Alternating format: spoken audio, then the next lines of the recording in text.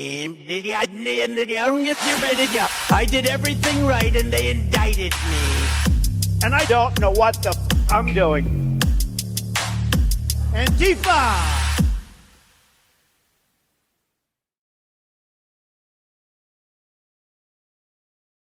Hello, everyone, and welcome to the Katie Halper Show. So excited to be with you here tonight.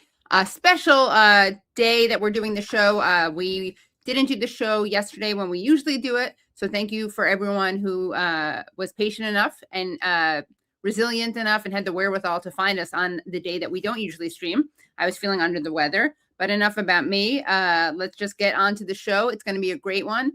As always, we do encourage you to hit the like button. That's a really great way for you to support the show at no cost. It helps with the algorithm. Also, please subscribe if you haven't already subscribed by hitting subscribe and then the bell.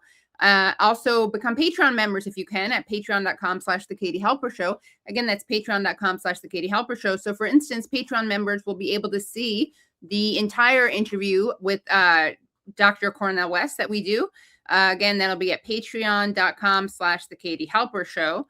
And if you cannot afford to support the show at the $5 a month level, which we, of course, hope that you can, then you can still do so at the $1 a month level.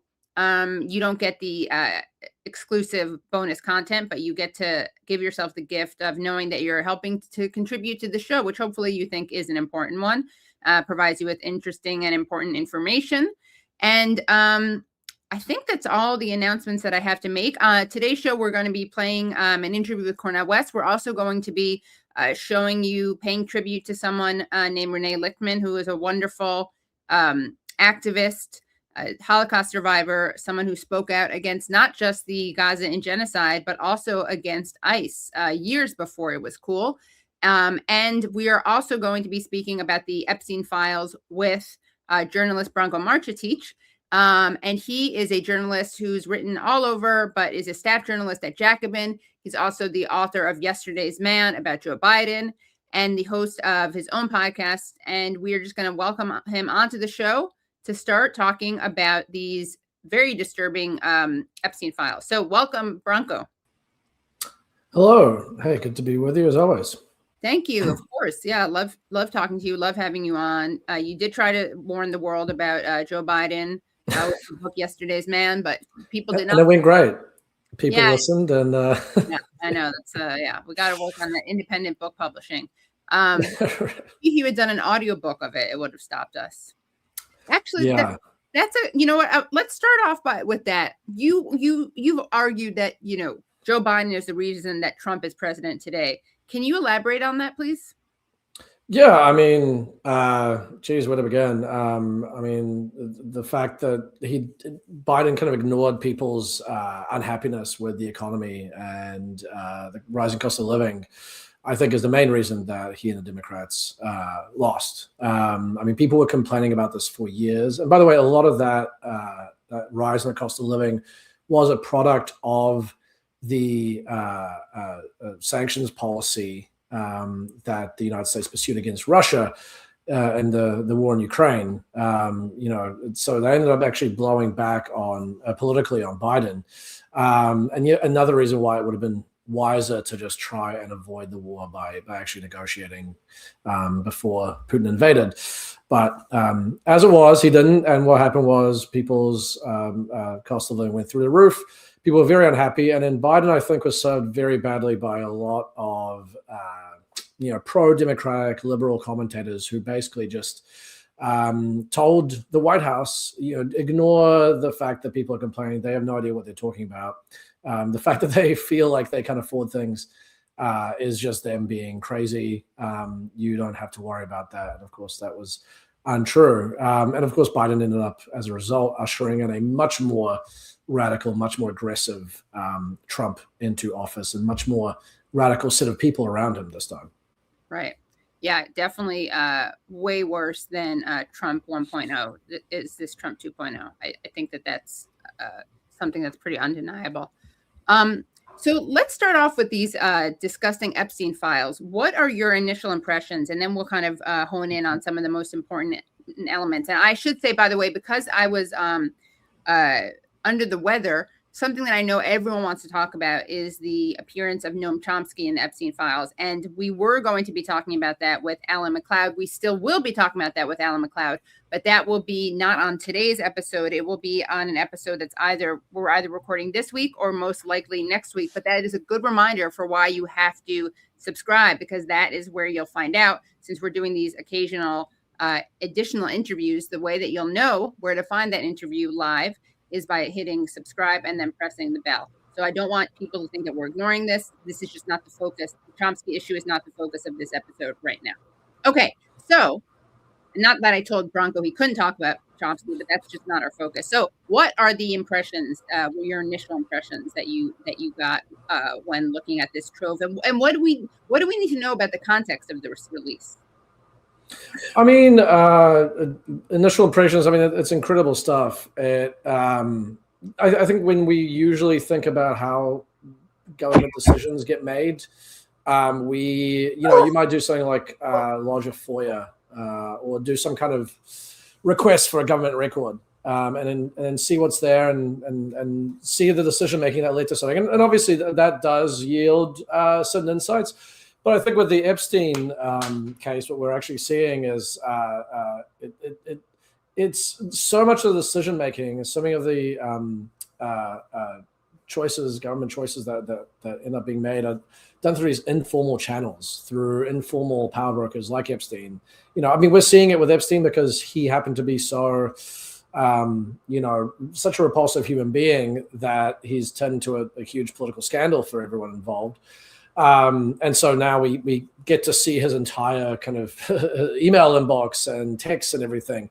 But, Epstein is not the only person who plays this role. And who knows how many other people, leverage their wealth and their connections, similar to the way that Epstein has, to facilitate certain government policies, whether in foreign policy or domestic. And we have no insight into that because, of course, there is no open records laws when it comes to private individuals, when it comes to billionaires and donors and so on and so forth. Occasionally this does happen. We saw that in 2016 with the Hillary Clinton email leak. That's one of the only other examples I can think of off the top of my head right now that really gave you this kind of behind the scenes look at how the sausage is made. And I think the Epstein files are comparable, if not so much more enlightening. So occasionally we get a little peek, but it's very rare to get this kind of insight that we're getting right now. Yes, indeed. And it's very disturbing. And honestly, one of the things that's so overwhelming about this, and I guess this is why, defense lawyers get totally overwhelmed and paralyzed by these huge discoveries, right? When the prosecutor gives the files over to the defense, because they are so overwhelmed by the number of files that what the hell can they do if they don't work for a big fancy firm? So, the media, of course, the big fancy firms of media have the least incentive to find the most important things, as we'll get to very shortly. In fact, there's not only is it do they find the wrong things, but they somehow, all roads lead to Tel Aviv is something that Epstein himself said somewhere. But really, according to this media, to our media, all roads lead to Putin. And that's something that, of course, Nancy said herself. I was going to call her Nancy Polanski. This is what happens. My brain is so scrambled. And this is all of these anti-Semitic tropes are flying around my head because you have all these stereotypes coming true. And so I think the Polanski thing came into my head. Of course, I need Nancy Pelosi. And also, please, Batya Ungar-Sargon, if you're watching, take off your Jewish star when you defend Epstein, which is what you're inherently doing every time you say that the elites don't care, that only the elites care about Epstein and that the working class don't care about Epstein. Maybe we'll play that file later because that's just an insane thing to look at. It's like these people are anti-Semites. I mean, what are they doing? So just take off your Jewish star when you say that. Convert away from Judaism when you say that stuff. And Richard Hanania, you're not doing us any favors when you say that attacking Epstein is anti-Semitism, because we Jews don't want you using Jew and Epstein interchangeably. Does that make sense to everyone? Did he say that? He said something. tweeted something about like believing like hold on, let me look at this. If anyone in the comments knows what I'm talking about, can find it, please do. If not, I'll get it, because I did tweet it. I think I quote tweeted it. He said hating Epstein represents the essence of anti-Semitism, the resentment of mediocrities, conspiracy thinking, and chud moralism. Well, didn't Hanania, or however you pronounce his last name, didn't he have a whole background as kind of a eugenicist or a racist or something along those lines? I mean, I don't want to be slandering the guy, but I'm asking. So no, I don't even understand. So he's like a Chris Rufo type, right? Like he writes about like critical race theory and stuff. But yeah, he somehow thought it'd be a good idea. Hating Epstein represents the essence of anti-Semitism, the resentment of mediocrity, conspiracy thinking, and chud moralism. I just know that he's been accused of being problematic on race, I think, in the past. So I wonder if this has it's like the zeal of the newly converted. He's going over the top in condemning anti-Semitism and bigotry because he's been attacked previously for this. Right. So he now has to do this kind of ridiculous thing. Well, it's like Elon Musk. Right. It's like Elon Musk going to Israel after posting really anti-Semitic stuff, but then of course he felt comfortable like the Zeke Heil. But well, yeah, someone writes. So I like this person. If I'm not already following them, I got to do that. Oh, I am. Okay, good. Leave it to a former Nazi to make sex trafficking about someone being Jewish. The scandal isn't Epstein anyway. It's all his powerful friends, almost none of whom are Jewish. I do have to put together a list of all the non-Jewish people in the Epstein files. It is a question of self-preservation. And then someone wrote, Blakely, great friend of the show. Isn't this guy Palestinian? Can someone explain to me how he's Palestinian while also being a Zionist neo-Nazi white supremacist? I'm confused. I am actually also confused by this. And then some other great comments. Your goal with this tweet is to imply that all Jews are inherently like Epstein, i.e. child rapists, torturers, dismemberers, murderers, and cannibals, right? Because why else would you claim that people opposed to the above are opposed to Jews? Right. So yeah, that's basically oh, wow.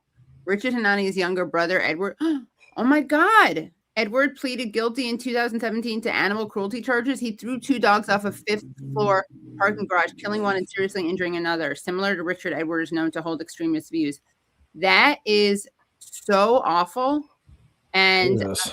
I had no idea about that. And look at that poor little dog. And I'm really sorry. I should have given a trigger warning because that is extremely disturbing. This is why you never read the comments. You never read the comments. I know. Brad always says this to me. The comments are like the sun. Don't look directly like them. And it is a little bit kind of messed up that I didn't give a trigger warning for Epstein files, but I did give a trigger warning for the animal cruelty thing. But I guess I should say the territory, right? Epstein. Sorry to the commenters on this live stream. Oh no, you guys are great. It's all the ones. Yeah, I meant everyone else who's not commenting on this particular show. Right. And when Brad says don't look directly at it, it's like the sun. He means the ones who are terrible. But else. But everyone, if I haven't called you out, then you're good. Okay. So let's turn to some of the most interesting, I guess, revelations from these releases. We actually have, this was discovered, I believe, by Dropsite, or they were the first people who released this. So here there's an exchange that between Ehud Barak, who was a former prime minister of Israel, and as he was leaving official government service in Israel, he turned to Jeffery Epstein for guidance. And you'll never guess who Epstein advised him to speak to. So this is from the latest Department of Justice release, and this is an audio file. So let us listen to this. And then, Branko, I'd love to hear you react to it.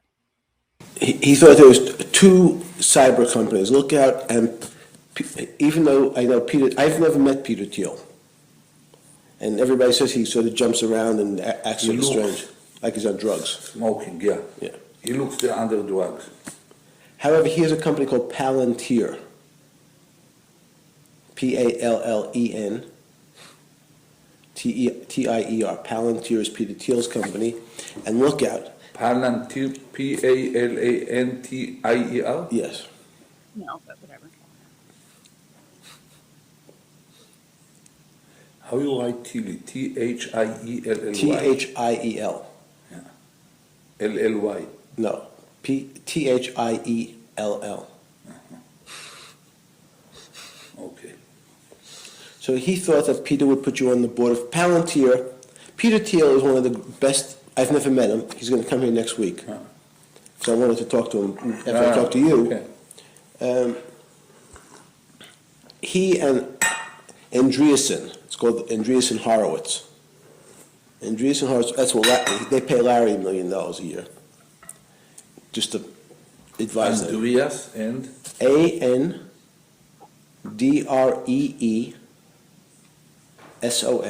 Andreessen, and Horowitz. And Howard? Horo, Horowitz. Horowitz. Yes. What they are? It's a lobbyist. What they are doing? They are the biggest venture capital people in Silicon Valley. What, bigger than Sequoia or Kleiner These are Perkins? these are the new Kleiner Perkins. Everybody, these are the smart boys. Yeah. So those two companies right away, in terms of, I said that we need now, in the next 3 weeks, if you're going to leave.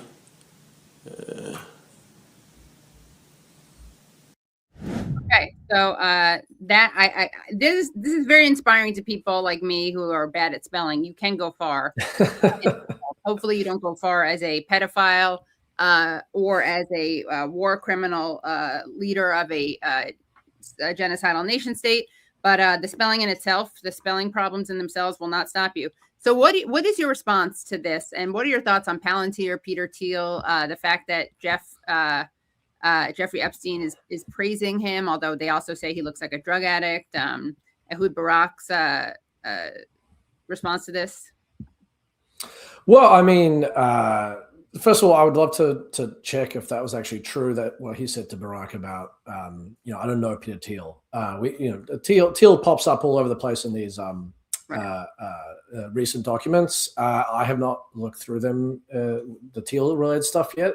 So I don't know when exactly they start corresponding, but I'd be curious to find out if he's telling the truth there or not.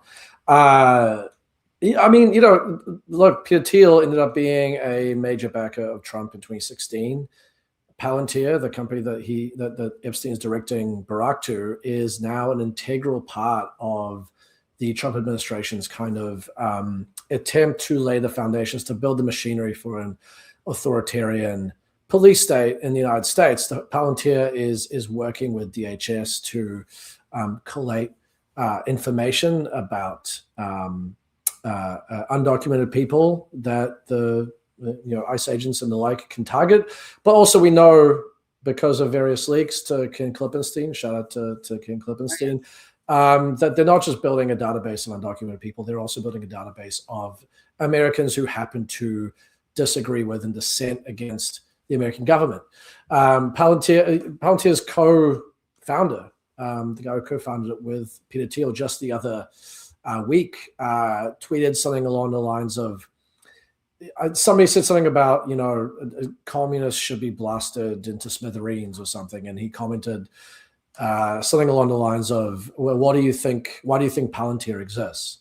And then Andreessen Horowitz, Mark Andreessen, of course, now after years of, doing the liberal Silicon Valley, West Coast, Bay Area thing, when that was politically useful under the Obama administration, now is, of course, it's moved far to the right and is a very, very strong Trump supporter. So, I mean, I think what I'm leading to here is that when you look at this recording, but also a lot of the files, what you're starting to see is that Epstein was kind of at the nexus of the creation of this global far right movement. We haven't even talked about Steve Bannon, but yeah, we already know from the previous. And I'm going to just give a little jazz hands for the non-Jew mention. So we got Bannon so far, Peter. Okay. We don't. Thank God. But Bannon and Epstein were, not just really good friends, really good fast friends post 2016, but Epstein was integral to his entire effort to build this far right, populist movement. I reported about this actually last year through the previous disclosures, but you have all these text exchanges between the two that was released, and what they show is that Epstein was paying for Bannon to be flown around the world. He was introducing him to people. He was introducing him to world leaders and people who might fund his venture and people who might help him lead it in Europe and elsewhere. So yeah, I think the Epstein story it's so many different things. It's a story of inequality, the power and the danger of extravagant levels of wealth, the murky connections of intelligence with politics, but it's also the story of the creation of this far right movement that has found its embodiment in Trump, and how that was very much facilitated and funded by the elite, people like Epstein and so on. No matter what Batya Ungar-Sargon happens to say on CNN. Yeah. By the way, Ehud Barak met with Epstein dozens of times. I mean, they were hanging out. These weren't just like chance encounters. Oh, but beyond just hanging out. I mean, I actually have been working on a story about this. I've looked at hundreds of these documents at this point involving Barak, and what's very clear. I mean, basically, they met at least half a dozen times, and actually, even Epstein gave him a gift while he was Minister of Defense. Wow. And after he left the Israeli government in I think March 2013, there was barely a month that went by in the years going to up to Epstein's arrest in 2019 that they were not either in contact with phone calls or meeting up, in various places, usually New York, but also Palm Beach, Paris, so on and so forth. So these guys were, I mean, they were incredibly tight. They were at least as tight as Epstein was with Bannon. Right. Yeah. Extremely tight. And, he did. So he may not have known about, he may not have known Thiel when that audio was from with Barak, but he did know him at least, or was in conversation with him, with email conversation with him by 2016. Epstein and Thiel, and this is here's Josh Olson, friend of show Josh Olson. He tweeted just openly saying it, and it's an email it's between Epstein and Peter Thiel. It says, return to tribalism, counter to globalization, amazing new alliances. You and I both agreed zero interest rates were too high. And as I said in your office, finding things on their way to collapse was much easier than finding the next bargain. Brexit, just the beginning. So I guess it was Brexit, just the beginning of what? And that was Brexit is just the beginning of the return to tribalism, counter to globalization, amazing new alliances. You and I both agreed zero interest rates were too high. And as I said in your office, finding things on their way to collapse was much easier than finding the next bargain. So I guess collapse is profitable.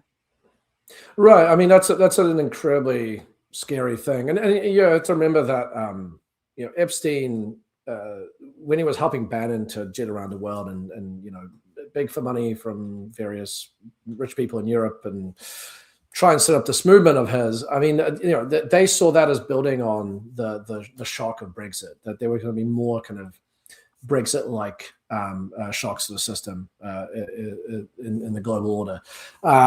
And so that kind of puts his efforts to help him in a new light, where Epstein almost seems to be reveling and looking forward to the chaos that will be caused by sort of unraveling of the global order. It's very, very chilling stuff, I think.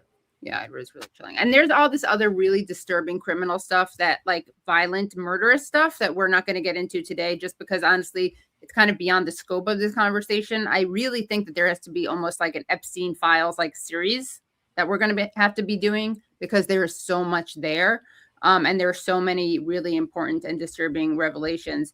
I mean, there's claims that like Robin Leach, who used to host that show, like Lifestyles of the Rich and Famous, that he strangled a woman to death. There's claims that Donald Trump like forced a young woman to give him perform oral sex on him. She bit him. He hit her. It's just like, yeah. I mean, I would caution people. I mean, I don't know about those specific ones. I've seen a lot of different ones. I don't know those ones, but I would caution people. Sometimes some of the stuff that's come out in these leaks is just like transcripts of random tips that people have given, which right. Could be, just people making up stuff. I'm not saying that all of it's untrue, although I think some of it is. There's a lot of like very fantastical stuff in there. So I would caution people to be a little careful, but there's definitely stuff that is true, and that we know for a fact is true, and does not come off that much better. It's pretty disturbing, talking about meeting up with girls and getting girls over from Brazil and that kind of thing. Right. Yeah.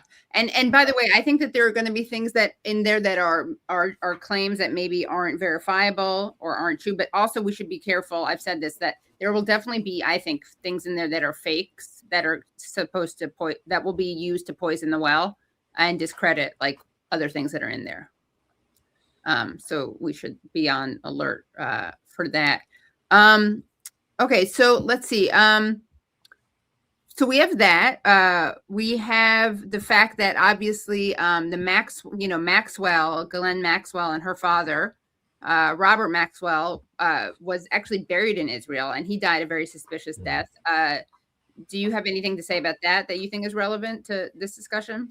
Well, there was a journalist who spoke to a former Israeli spy who put in a sworn affidavit that this spy had told him that Maxwell was an Israeli intelligence asset, which, I mean, that is not remotely surprising or even really shocking.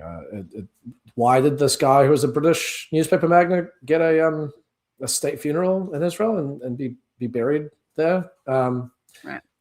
Kind of odd. I guess that's the only thing that I would add. I mean, I think also it points to how murky and unclear so much of Epstein's biography still is. We know more and more. We do know more and more, and certainly with these releases, we get more and more of a picture. But there's so much of his time, particularly in the 80s, that is still unclear. Where he was rumored to be an arms runner, an arms dealer, and that's how one version of the story is that's how he became involved in the intelligence services and Mossad and the like. But we don't know for sure because so much of it is still kind of hidden from view. Right. Yeah. It is. And there are also all these like ties to Qatar and their discussions of that. There's the discussion, the connection, obviously, that you just mentioned about Ghislaine Maxwell and her father. Then there's Les Wexner, who was very connected to Israel and very connected to lots of scary deals. He worked as a fixer for Ehud Barak. He arranged a meeting between Barak and his friend UAE billionaire Sultan Ahmed bin Suleiman, the CIA of Dubai's international port operator DP World. Fun fact also about Les Wexner is that his father-in-law, Ehud Barak, ran the U.S. operations for Israel's state-owned airline, which also happened to do a lot of intelligence work for Israel. So, like when they for instance, arrested Eichmann, he was ferried to Israel on one of those airplanes. And I mean that's like one example. There's a a number of different cases. So that's an interesting little tidbit. I mean, as one example of how unclear things are, I've heard one version or read one version that Robert Maxwell is how, and through his daughter Ghislaine, that's how Epstein got his fabulous wealth. But then I've also read and got introduced to Israeli intelligence. I've also heard the opposite, that Epstein already was involved in the worlds of intelligence, and that he was already rich before he met him, and that this sort of just enhanced what he already had, and actually may have been how he got to know Robert Maxwell. So there's so much conflicting testimony out there about this guy's life story years later after he's already died. Yeah. And before we move on to the next related issue, because don't worry, guys, the media is doing its job and they're finding the connections to the foreign governments. So you'll be very pleased to learn about that. What are your thoughts on kind of generally on the death of Epstein? And I know that you had tweeted some stuff out. We don't have it on hand uploaded, but you can if you can share generally, if there's anything that's been released that changes your opinion of of how he died. I mean, I'm very open to multiple possibilities, and I think everyone should be, because there could be many things that are true. It's possible that someone tried to kill him for sure and succeeded. It is also possible that he killed himself. To me, when I'm looking through some of these documents, the Bureau of Prison documents and others that have come out, I mean, there's a lot in there that does bolster the idea that he killed himself, including, after his first suicide attempt, or, alleged suicide attempt, whatever you want to say, a guard that took him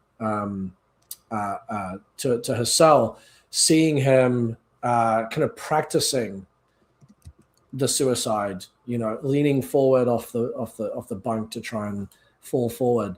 Other things that I could mention that could last a while. I mean, the fact that he sorted his will out 2 days before he died, and that was 2 days before he died, but well over a week after his first suicide attempt. So if he was doing it, because he thought he was going to get killed, why didn't he do it immediately after the first suicide attempt? But I mean, I think that whether it's murder or whether it's suicide, I think clearly there are unanswered questions, and there is something strange that is going on. Because I always point to Chelsea Manning. Chelsea Manning was on suicide watch for a very long time, and that was really just a attempt to torture and punish her for the leak. Right. But I mean, I think she was suicidal, as anyone would be after being tortured for months. But she did not kill herself. And why? Solitary confinement. I mean, you don't put someone in solitary confinement when you're afraid for them. No, 100%. But you know what they did? They would not let her have really even clothing, because they worried that she would use that to kill herself. I believe that they gave her some kind of sheet that she would basically wear, like a one-piece sheet that was difficult to tear or something along those lines. Meanwhile, Epstein, I look at these documents. Okay, so Epstein tries to kill himself on July 23rd. He fashions a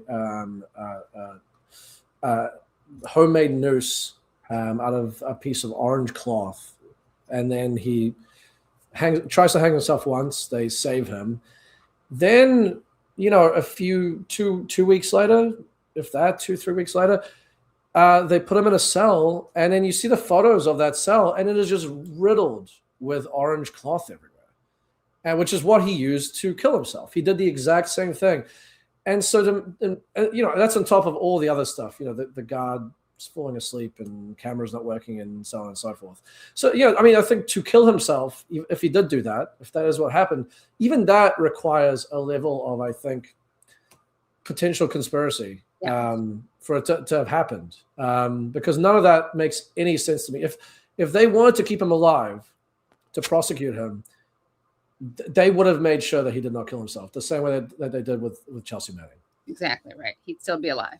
Basically, yeah, 100%, yeah. Well, guys, as I foreshadowed above, it's all good because we're definitely we can definitely trust our media to be looking into these connections and speaking truth to power and holding people and governments accountable. For instance, let's take a look at Brad.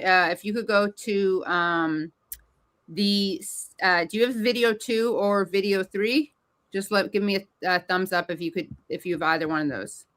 Okay, so let's go to video. Let's go to Morning Joe, because Morning Joe is really putting the pieces together. And obviously, anyone who's following this knows that there's foreign government connections, and it's obvious that, you know, we're going to get to the bottom of this with Morning Joe. So let's take a look. Seems like they were protecting the rich and powerful by redacting the rich and powerful and the famous, while they didn't redact basic information about these young women who were victims. But you know, you talked about the rot going deep, and I wonder if okay, so this is true. I mean, to give Joe Scarborough some credit, they do claim that they keep claiming the Department of Justice keeps claiming that the redactions were to protect the names of the survivors, except that they keep not redacting names of survivors because they are to be charitable, sloppy, and careless, or equally possible, vindictive. Also, there are, I mean, I've looked through a lot of these now. I mean, there are some where Epstein's name is redacted.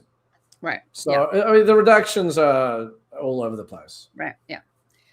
So let's take a look at the real rot, how deep this rot goes and where it goes, where it leads us to. But, you know, you talk about the rot going deep, and I wonder if it actually may end up going even deeper than what we're talking about right now, which is, yes, crimes and morality, but also national security issues. You have right now the Prime Minister of Poland, Donald Tusk, who is beginning an investigation. The Polish government is beginning an investigation. Obviously, they've been invaded by Russia enough times that they're concerned, but they're afraid that Epstein may have been connected with the Russian security services, and they're beginning a deep investigation. We've had other people asking the question: was the KGB involved, or was the follow up to the KGB involved in Epstein and helping with money, with all of these, just a wildly broad connection of people that he knew? Now the Polish government is asking those questions. Yeah, the web that Epstein spun, the extraordinary web, has a large number of Russian points on it, and that seems to grow with each data dump, with each file release. This goes back to Robert Maxwell, the father of Ghislaine Maxwell, a British media tycoon who was an intelligence source for the Soviets during the Cold War. This goes back that far, and you see in the communications that Epstein has with people like the late Vitaly Churkin, who was Russia's ambassador at the United Nations.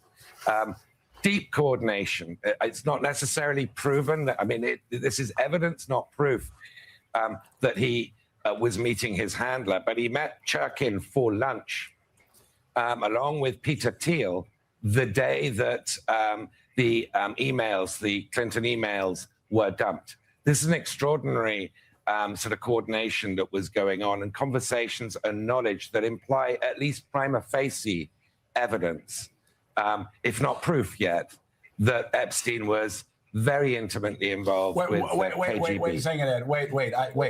I need to underline this.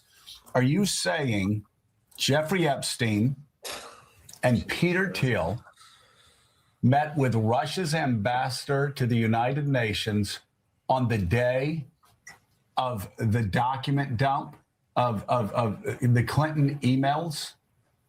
Actually, it was the day when the tape, the grabbing her by the I'm not sure what I'm allowed to say on breakfast time. Yeah, but it was the day that occurred, and then Peter Thiel a few days later was the only person who donated money to Trump after those tapes were released. So, and the knowingness about the Guccifer 2.0, Prigozhin's various operations that were hacking the email server, the knowledge that Epstein betrays about that is pretty strong evidence that he was involved. It's not proof, as I say, because this is sort of fragmented, but the extraordinary numbers of points of contact. Yeah, and the Russians come up a lot in the Epstein files, and one of the points that Donald Tusk is making is that the concern for Poland and for other Western countries is how much of the information that Epstein had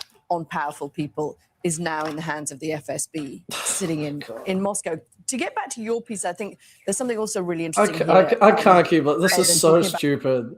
All right. This is so dumb that I cannot keep listening. I mean, it is funny because for years people like Morning Joe did everything possible to just ignore this and just pretend it didn't exist. Or they were saying, oh, it's a conspiracy theory. It's a conspiracy theory. Now, you mean Epstein? Yeah, Epstein and anything to do with him. Because obviously, he was good friends with Bill Clinton and a bunch of other Democrats who were implicated. So, of course, they don't want to talk about that. Now they have to talk about it for a number of reasons. And so, it's perfect. It's like this is what the Epstein scandal looks like when it's refracted through, brain dead establishment media thinking. And of course, I'm sure that there are obviously, they mentioned Donald Tusk, the Polish prime minister. There are obviously people in power who are no doubt, kind of giving them a nudge and saying, oh, this whole thing is actually really about Russia. Right. That's what the real, foreign intelligence angle is here.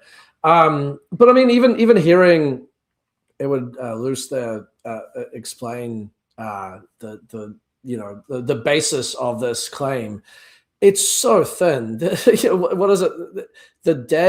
A few days after Trump's Access Hollywood tape came out, Thiel met with Epstein and a guy who's connected to the Russian government. Yeah. I mean, he says, well, it's not proof. I mean, yeah, it's not proof. That's nothing. Meanwhile, on the other hand, I mean, when we talk about the links that Epstein has to Israeli intelligence and the Israeli state as a whole, I mean, just as one data point, the thing that I mentioned earlier, that Epstein was in regular contact and meeting with Ehud Barak while he was the Minister of Defense. And then we found out later on he was involved in trying to get Barak to have a comeback in Israeli politics. Is there any Russian politician that is the equivalent to that? We haven't found one yet. We haven't heard about it, and I don't think there is. I mean, yes, Epstein obviously had connections to the Russian state, but to be honest, if you're looking at secondary non-Israel countries that he was more connected to, I mean, he had so many more connections to the Saudi government, as well as the UAE. But of course, those are U.S. Security partners. Right. Yeah, because really the scary thing is that these files are now in the hands of the FSB. Right. Not the fact that he, as Dropsite reported, had a Israeli military intelligence officer staying at his house for sometimes weeks on end, half a dozen times, doing official business in New York.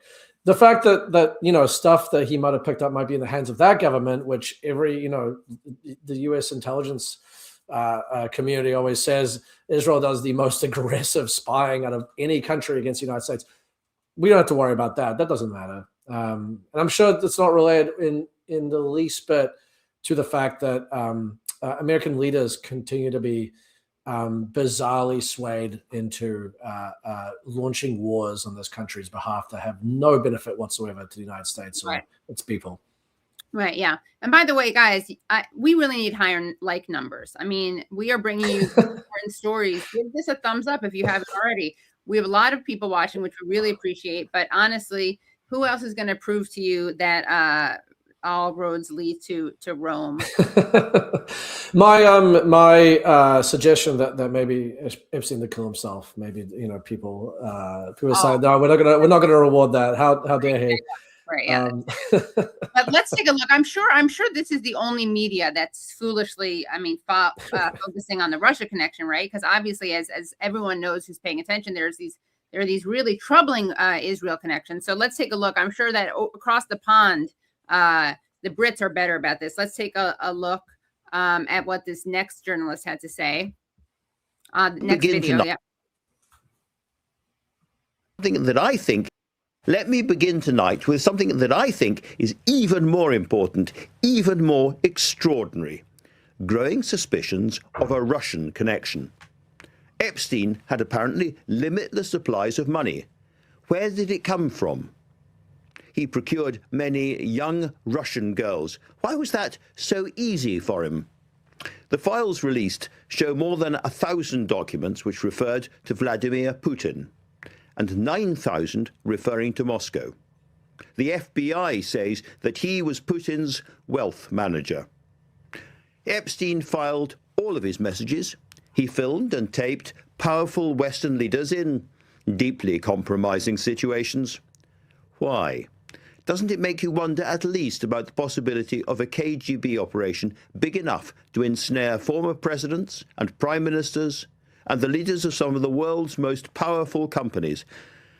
I know, this all sounds impossibly sensational, conspiratorial, a James Bond villain plot in real life. But there is so much smoke billowing out of one of the most extraordinary establishment crises in my lifetime that it is well worth exploring whether there might be also a genuinely ominous backstory. Andrew Marr, wow. Really by the way, just for record, Ehud Barak's name appears 9,000 times. Yeah. Israel, if you search it, is Right. 6,000 times, which, by the way, isn't actually a good indication of anything, because a lot of this stuff is just news bulletins that he was getting via email. So, of course, they're going to mention Putin because he was. I'm pretty sure. Also, I might not be getting this exactly right, but I think Donald Trump's mentioned something like 35,000 times. Okay, right. Yeah. Right, there you go. I mean, what's funny is Andrew Marr. I know. Chomsky's a whole other kettle of fish at the moment. But Andrew Marr is famously the reporter that Chomsky, when he was interviewed, said to him, basically, you wouldn't be where you are. Nobody has to tell you that you have to believe certain things or say certain things. You are where you are because they know that you will say what they want you to say. And then Andrew Marr, 20, 30 years later, really proving his point. So congratulations. Yeah. Thanks, Andrew Marr. Well, let's take a look at some other headlines that I'm sure will be exposing the Israel connection, right? Okay, so Caitlin Johnston tweets, Epstein documents have been confirming for months that he was clearly and undeniably an Israeli intelligence operative. So naturally, the Western media are running with the story that he worked for Vladimir Putin. Let's take a look at these screenshots. So here we have the Telegraph. Epstein's links to Putin and Kremlin spies raised fears he was Russian agent, pedophile financier, suspected of being engaged in world's largest honey trap operation. Okay, next. Daily Mail. Epstein's sex empire was KGB honey trap, pedophile financier, had multiple talks with Putin after conviction, with Russian girls flown in to harvest compromise on world famous figures. Next. New York Post. Emails reveal new theory about whom Jeffrey Epstein was really working for. Thousands of cryptic messages tying Jeffrey Epstein to Vladimir Putin have been discovered in the latest release of files related to the late pedophile financier, raising a new theory about whom he was really working for. At least they say theory, okay? And then I think we have one more. The Sun, sinister secrets, as FBI files reveal fake passports, secret recordings, and links to the KGB and Putin. Was Jeffrey Epstein a Russian spy? Wow. All right. I mean, number one, like I said, he did have connections to the Russian government and people who were either ex-FSB or connected. But he had those connections to a lot of other countries. It would not surprise me if, he served as an asset for multiple intelligence agencies. I mean, in fact, that was exactly what was alleged about Robert Maxwell when he died, was that, he had both done spying for Russia as well as for Israel, as well as for numerous other countries. Like he'd been a double or even triple agent, basically using these connections to get what he wanted, what was personally beneficial for him out of it. So it wouldn't surprise me at all. But I mean, anyone who looks through these disclosures, honestly, and I think also reads through the reporting that Dropsite did and others, you cannot ignore the fact that he had such close links to the Israeli state. Again, the fact that he was close friends with a former minister of defense of Israel, that he hosted one of his intelligence officers at his house for days and weeks at a time. There's no equivalent to Russia in that. But it is very funny to see this happening. I mean, I saw also Steele of the Steele dossier fame. He's now come forward and said, "Oh, well, this looks like a classic Russian operation." So that they are really bringing back all the Russiagate classics, even having the discredited author of the Russiagate document that was just riddled with falsehoods, having him come back to say, "Oh, actually, yeah, no, this is totally a Russian operation." I mean, it's kind of embarrassing and kind of amazing to watch it happen in real time. Right. Yeah, it is. It is pretty unbelievable. I mean, we do have Ari Ben Menashe, right, who's a former Israeli intelligence officer, and he says that Epstein and Maxwell ran a Mossad honey trap. Right. So yeah, I mean, his credibility has been challenged, Ben Menashe. So a grain of salt, but he's not the only person who has said that. Yeah, I'm just saying it's like that is something that if people were really pursuing these things, they'd probably at least mention that, right? Right. Whether or not, I mean, even if they have the grain of salt warning. So on a kind of related note, I'm actually really glad that the Epstein files were released and we didn't go to war with Iran, although the night is young, as they say. But something that you've written about, and I think this speaks to something that's a lot, that's getting some attention, obviously, but it's certainly not getting any salacious attention, is, what's happening with the treatment of ICE. And you've been very critical of the way the Democrats are performatively challenging ICE. Can you talk about that? Yeah, I mean, I think that a lot of Americans this year have woken up and wondered to themselves, what country am I living in? Where you have, masked agents seemingly just attacking random people on the street, if not kidnapping them, openly racially profiling, taking U.S. citizens, and of course killing two people. And it's frankly a miracle that they have not killed more, because this entire past year, agents all over the country have been pulling guns on people, often U.S. citizens, sometimes children as young as 2. And of course, what happened was people have died, and people are rightly outraged. Now there is a real political mandate for something to be done to rein in this agency that is clearly out of control. That's by the way, the words of Renee Good's brothers yesterday, who testified to Congress about their sister being shot. But the Democrats are completely wasting this moment. What may be the last opportunity that they have to actually meaningfully restrain ICE. And they're clearly, the aim is to build the agency up and to give it extraordinary powers, but more extraordinary than they already have. So you would think that there'll be some urgency to really rein it in. But, I think the big things that have coalesced around is, well, they have to wear masks, they have to identify themselves, and they have to use warrants. No, I mean, that, first of all, that's such small potatoes anyway. But then first of all, they have to use warrants anyway. That's already the law. The problem is that they're not doing it and they're facing no consequences for it. Yeah. And so if they're not even bothering to use warrants to bust into people's homes and arrest them, then why on earth would they, even if you say, oh, you have to use masks and identify yourself, why would they listen to that?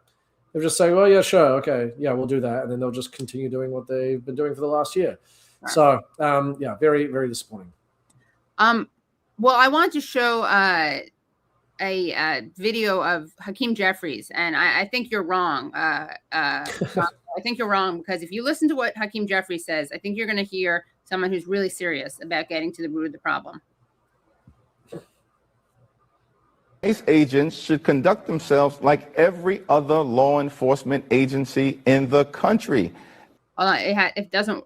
StreamYard is so annoying. It doesn't play at the very beginning of it. Okay. ICE agents should conduct themselves like every other law enforcement agency in the country, as opposed to running around mass thugs, in many instances, unleashing brutality on law-abiding American citizens.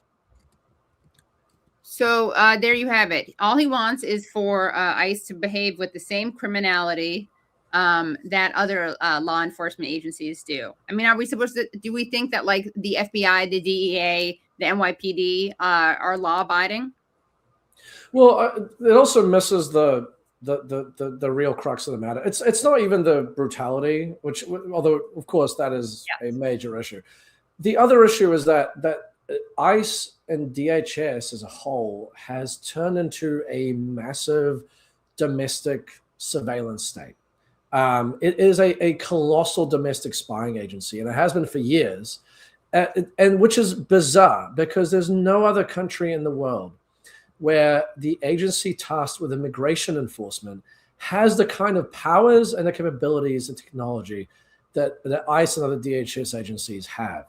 They are using facial recognition technology. They have built a database of not just undocumented people, but American citizens who they consider to be opposed to their agenda or otherwise labeled terrorists, which is now a meaningless term that means someone who tries to drive away while an ICE agent is nearby. Right. That is where the issue should be, beyond the horrendous conduct of individual agents themselves. DHS and ICE and all the related agencies do not need these powers and frankly should not have these powers. The CIA and the NSA, which are actual spy agencies that are tasked with taking on actual national security threats, are specifically banned from targeting both US citizens and operating on US soil and doing spying on US soil. Why on earth then do we let an agency whose task is immigration enforcement to not be bound by the same restrictions? So I would say, if people want to agitate, one thing they could do is get in touch with their representatives and say, not only is these restrictions that you've asked for, not only are they not good enough, but it needs to go much further. You need to end and put a ban on ICE and other DHS agencies spying on US citizens. You need to cancel their contracts with Palantir and all these other tech companies that allow them to violate Americans' privacy rights. That would actually be something meaningful you could do, short of abolishing the agency.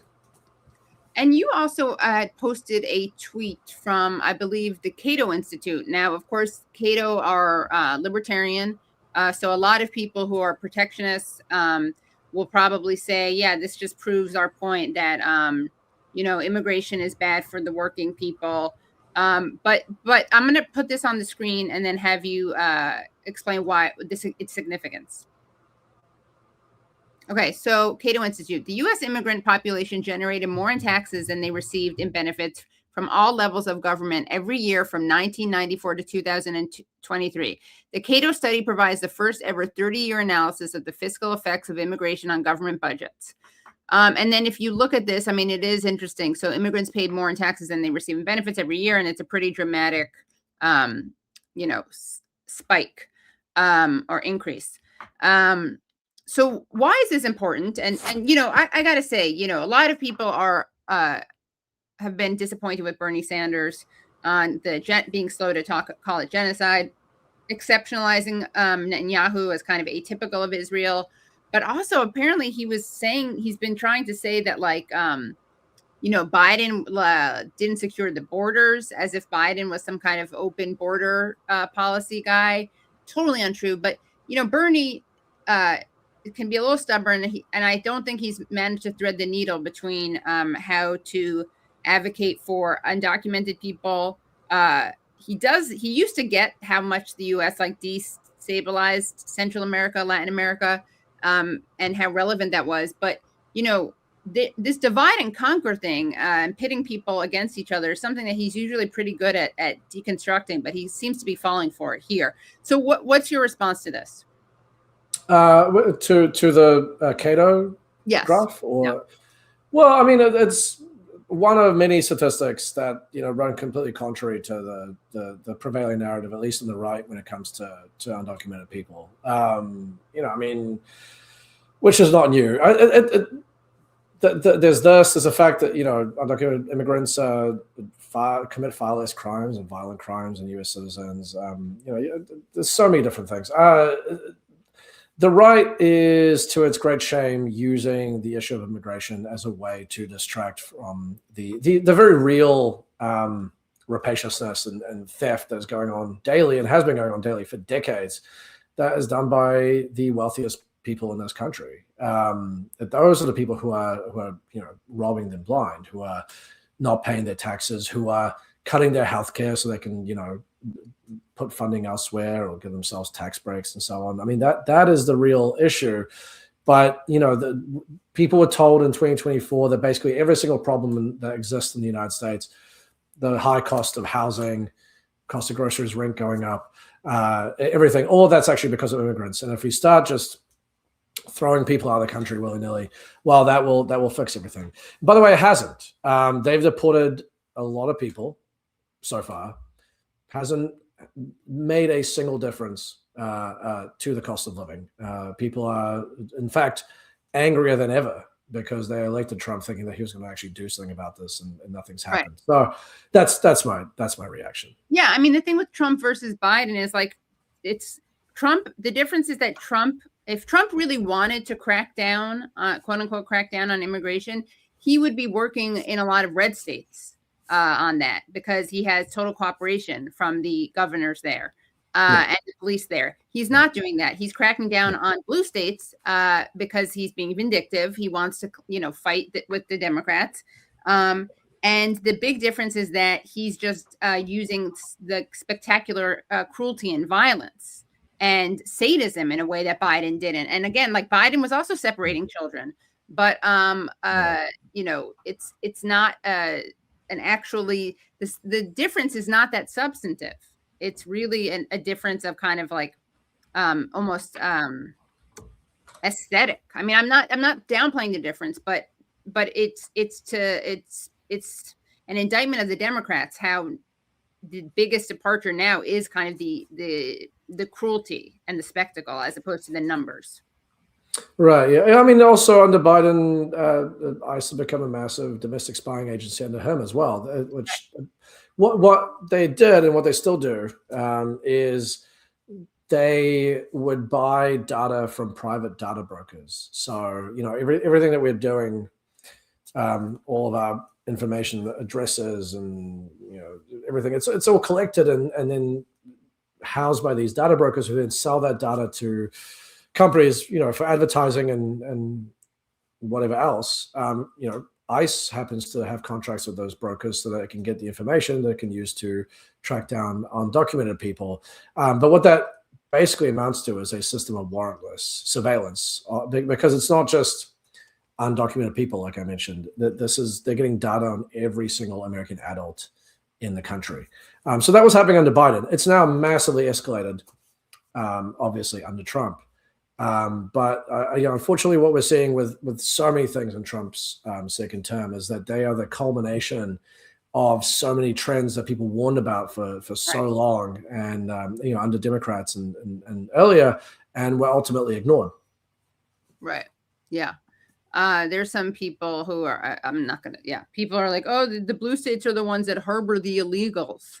There's far more, the most undocumented people are located in red states. And of course they are, because when you think about it. Did you hear that? Did you hear that? Sorry. Yeah, keep going. Well, so many red states are located like right on the border.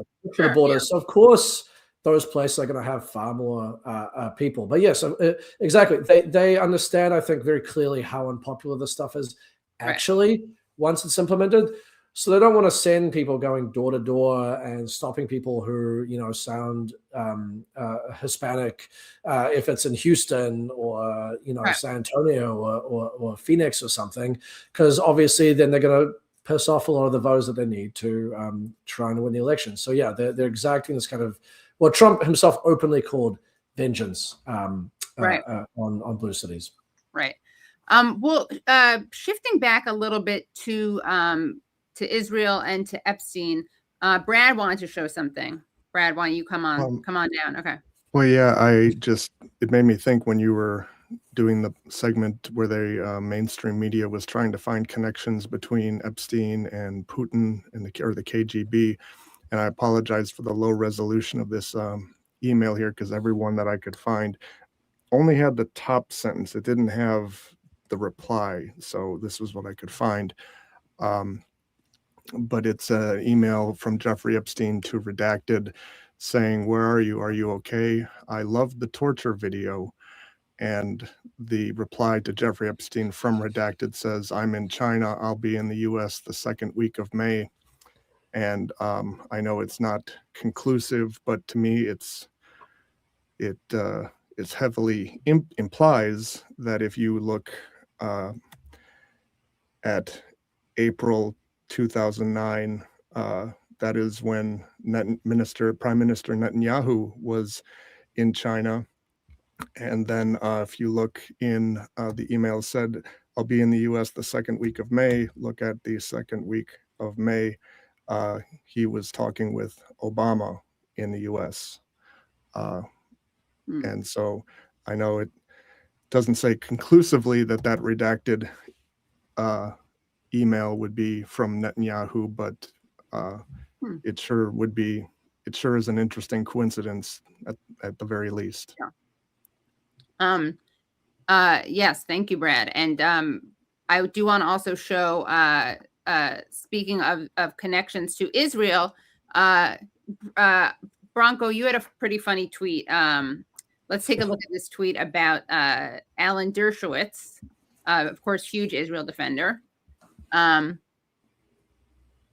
Okay, so you tweeted, if you think you dislike Alan Dershowitz simply because of his politics, rest assured both Epstein and Woody Allen found him as obnoxious as you do. So let's take a look at these screenshots. So this one is from Woody Allen to Jeffrey Epstein. Did you happen to read the Alan Dershowitz article in the New York Times? Yes, it's always, and then Epstein goes, yes, it's always only Alan for Alan. Okay, next. Exactly. I thought he came off as an asshole. And then Epstein writes, accurate. Okay, next. Woody Allen writes, he's the biggest self-promoter I've ever met. It's quite laughable how desperate he is. Also, the biggest name dropper. It makes me shudder. It's so embarrassing. He has no shame. And then Epstein writes, worse than you know. And then Woody Allen writes, I can't imagine it being any worse. It's insufferable. So, wow, the level of asshole you have to be when you are an asshole by Woody Allen and Jeffrey Epstein is pretty incredible. But again, because I'm so worried about the damage, the blowback to Jews, obviously Alan Dershowitz is evil. He's terrible. And one of the people who thinks he's evil and terrible, famously, and I was doing jazz hands for the non-Jewish villains, but I'm going to do jazz hands for the Jewish heroes, is, of course, Norman Finkelstein. Let's take a look at what Norman Finkelstein had to say. Norman Finkelstein, basically Bernie Sanders and Norman Finkelstein are the only people named in the Epstein files who come off well and not badly. Bernie Sanders, because he's mentioned by Larry Summers in an email to Jeffrey Epstein, where Larry Summers says like, oh, things are good, except I'm annoyed. I'm on vacation with my kids and it's annoying how much they like Bernie Sanders. And then let's take a look at this interaction with Norman Finkelstein. If you could just throw that on the screen.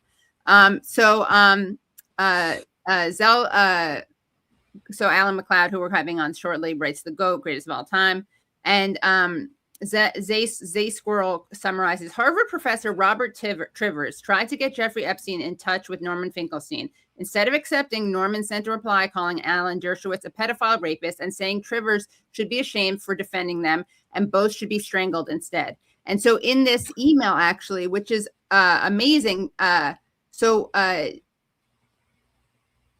Norman writes, my guess is if Epstein put your daughter at age 15 in such a, so he has, this is the screenshot first, right? So it says, Harvard law professor Alan Dershowitz was around Epstein frequently. Dershowitz was so comfortable with the sex that was going on that he would even come and chat with Epstein while I was giving oral sex to Epstein. That's sworn testimony, right? So Norman shows that and then writes, my guess is if Epstein put your daughter at age 15 in such a position, you wouldn't publicly describe him as a friend or a person of integrity. In fact, I would hope that you'd promptly throttle both Epstein and Dershowitz. And what someone else pointed out is that he actually CC'd the daughter, Trivers' daughter. Oh, jeez. Wow. Yeah, so I wonder how to respond to that. But anyway, yeah. Well, I mean, I think one of the most shocking things about all these releases is how many people seem to be well aware of what Epstein was doing, which obviously, you know, especially after his conviction in 2008, you know, was unavoidable. But there's always so many messages where people are kind of winking at it and kind of, you know, joking about it, and it was just considered completely acceptable among people that knew him. And that's, I mean, it's beyond appalling. You know, we had that famous quote by Trump where he said, oh, Epstein loves the ladies. And, you know, some of them are on the younger side too. And everyone said, wow, that's really gross and creepy and disgusting. And then it turns out that's basically the attitude of so many people who knew Epstein on a personal level. Right. Yeah.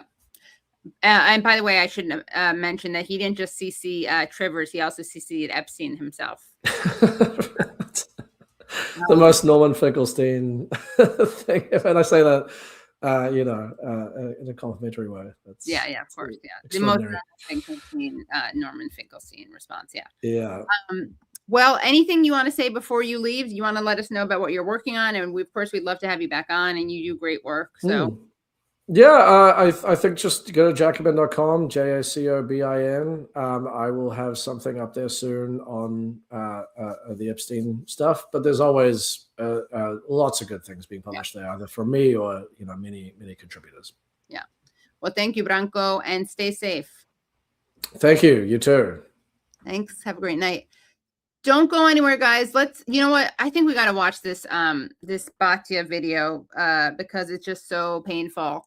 Let's take a look at this Batya video. Here she is. Again, Batya likes to cosplay as a member of the working class. She's not. But she pretends to be like the working class whisperer and speaks for populists. You may remember Batya for very dishonestly pretending that when the director of Zone of Interest accepted an award, he said for best foreign film at the Oscars, he said we are here as Jewish men repudiating their Jewishness being hijacked, and she made it, and you know, being hijacked to justify an occupation, something like that, he said. And so what she did, Batya, and all her with all her scruples, is that she literally just decided to cut off the quote after Jewishness. So we are repudiating our Jewishness. Like, so in other words, it would be like if I was saying, I reject my Jewishness being used to justify a Holocaust, and someone said, Katie rejects her Jewishness. Okay, so let's take a look at what Batya had to say about the Epstein files. I know that until we have the evidence. I'm saying so far there has been no evidence of that. I'm looking through all of the documents, and so far there is still no evidence. Well, I'm open well, to then it. why not? If Why- you listen why- to me, I just feel like it's like the obsession. I mean, bringing the Clintons in, it's ridiculous. Right, Well, but it is Tell that to ridiculous. Donald Trump. You just said you I'm agree with saying it Donald on Trump. CNN. You just said you agree with Donald I'm Trump. saying it's time to move on. And I think it's interesting. You want to move on from this, but not from ballots in Fulton County from 6 years ago. And I will also say that literally said I am not interested in that story at all. So there you have it. It's time to move on. And she also said there's no evidence of criminal activity beyond Epstein and Maxwell.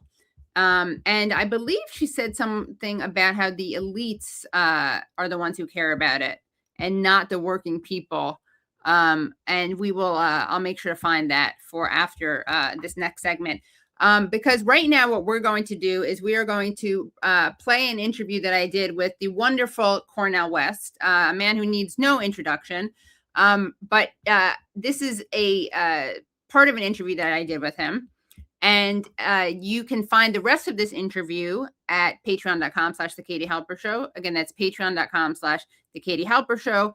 And as people I'm sure know, he's an award-winning author and speaker.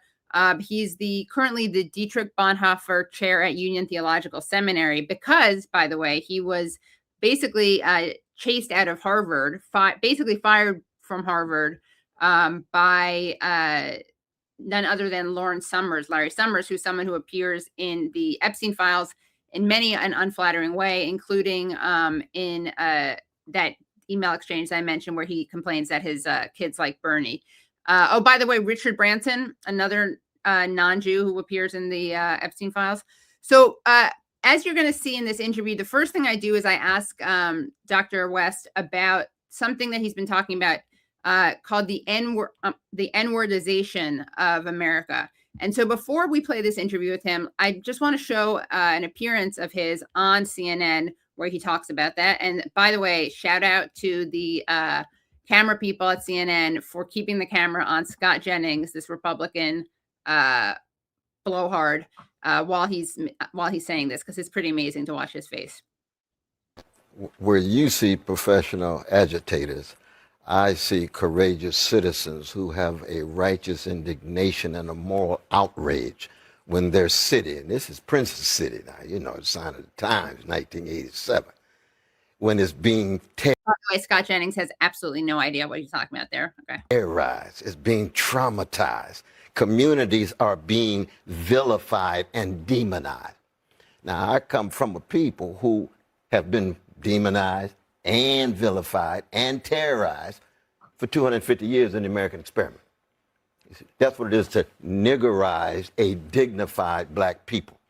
Make sure that they are intimidated, terrified, full of fear, and not able to straighten their backs up. But thank God the Black Freedom Movement straightens our backs up. Well, what we're witnessing, and this is why the larger picture is important here, we're at we're right on the edge cliff in terms of the possibility of America sustaining itself as a social experiment in the best sense of just becoming an empire full of might and force. So when you niggerize a whole country, you start treating all of your citizens the way black folk have been treated for 250 years. So when I see the police killing these two precious folks, Sister Renee and my dear brother Alex, and I've had so many partners killed by the police growing up on the chocolate side of town, right? What has been the response? Thank God for Martin King. How do we learn how to love in the face of this hatred? How do we learn how to fight for freedom for everybody in all parts of town in the face of all of this terror? And America now has the blues. If you don't learn something from the best of a blues people, we're going to lose the democracy. So this is not just about meticulous details. We're talking about something huge at stake.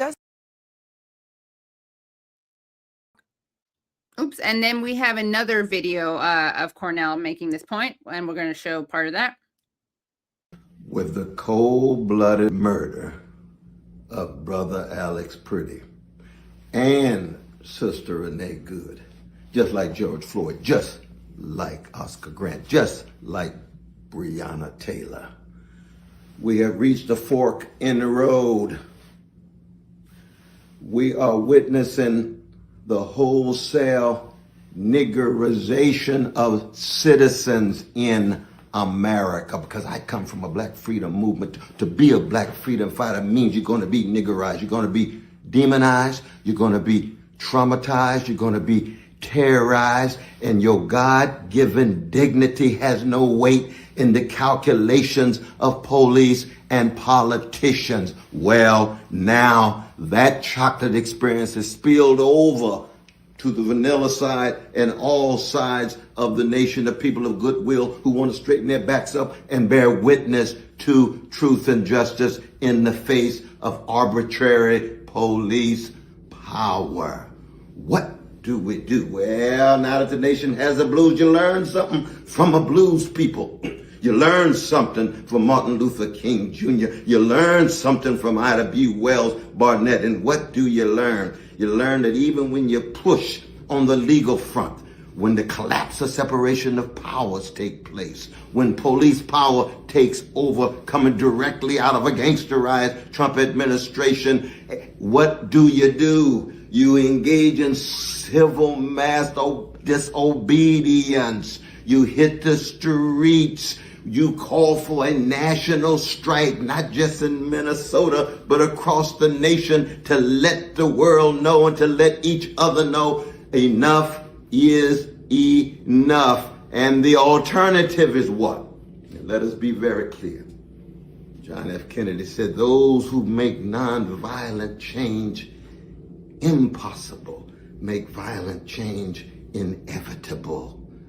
It is the legacy of Martin King, or it is escalating civil war. What do we do in the name of truth, justice, and love? Well, for me, I come out of the legacy of Martin. I come out of a revolutionary spirit in which everyday people need to take back power materially, economically, politically, and spiritually, holding on to love and justice, but organizing to bring power and pressure to bear on those unaccountable elites in high places.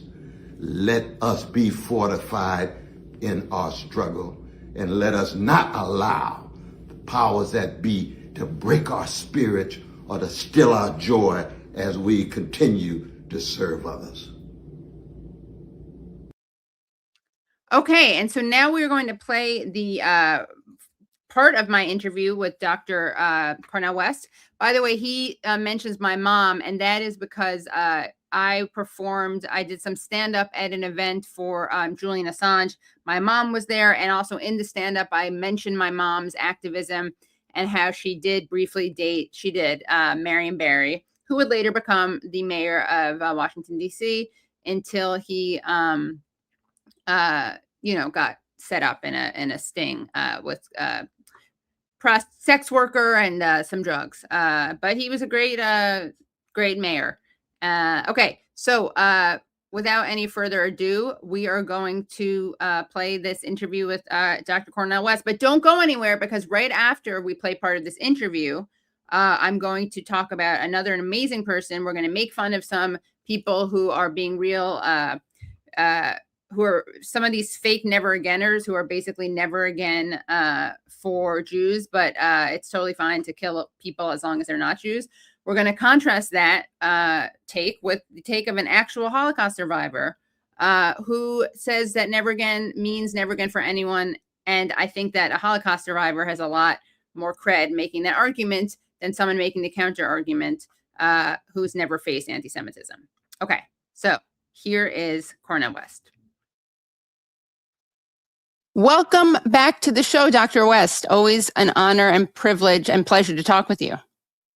Well, it is always a joy to be in conversation with you, and thank you. You're always so kind. You're always so embracing with a level of authenticity of heart and soul and a brilliance of mind. And I want to say hello to your precious mother. Thank you. I remember her there Yes. when we had for Julian Assange. Yeah, I told her I was talking to you, and she, of course, was very excited and says hello to you. So, oh, that's wonderful. Great. I actually just wanted to jump into this and ask you about a term that I've heard you say recently in response to the killings of Renee Good and Alex Pretti. And I won't say the actual word, but it's the N-wordization of America. Could you elaborate on what you meant by that? Yeah, one of the pillars of the founding of America was the niggerization of a dignified African people, an attempt to convince them they were less beautiful, less moral, less intelligent, to demonize, terrorize, and traumatize them and keep them in a state of overwhelming fear, feeling intimidated and scared and unable to straighten their backs up and find their voices and organize and mobilize and fight and resist. Now, of course, the history of the Black Freedom Movement is a movement of de-niggerization. It takes the nigger out. It takes the fear out. It takes the inferiority claims out, exposes them as the lies for what they are, and then moves toward truth and justice and love. But I was suggesting with the killing of our dear sister Renee Good and our dear brother Alex Pretti, that it was a move to niggerize the whole country. And so you demonize them. Anybody who raises their voices as a critique of the status quo, demonize, terrorize, traumatize, to keep them in a state of fear. Now, again, look at the streets of Minneapolis, multiracial, multi-religious and so forth. People are organizing, straightening their backs up. It's a beautiful sight. It's a beautiful thing. I was so glad to see them call for a strike. I've been calling for a national strike for months now on Brother Tavis Smiley's radio show, where I have a dialogue with him every Monday and Thursday, and similarly so in speeches. But our trade union movement, is just not up to it. Right. We don't have a strong trade union movement to be able to shut down the country and say enough is enough and confront the fascist rule coming out of not just the White House, but tied to big tech, tied to big, tied to Wall Street, tied to big finance, and especially tied to big military, because the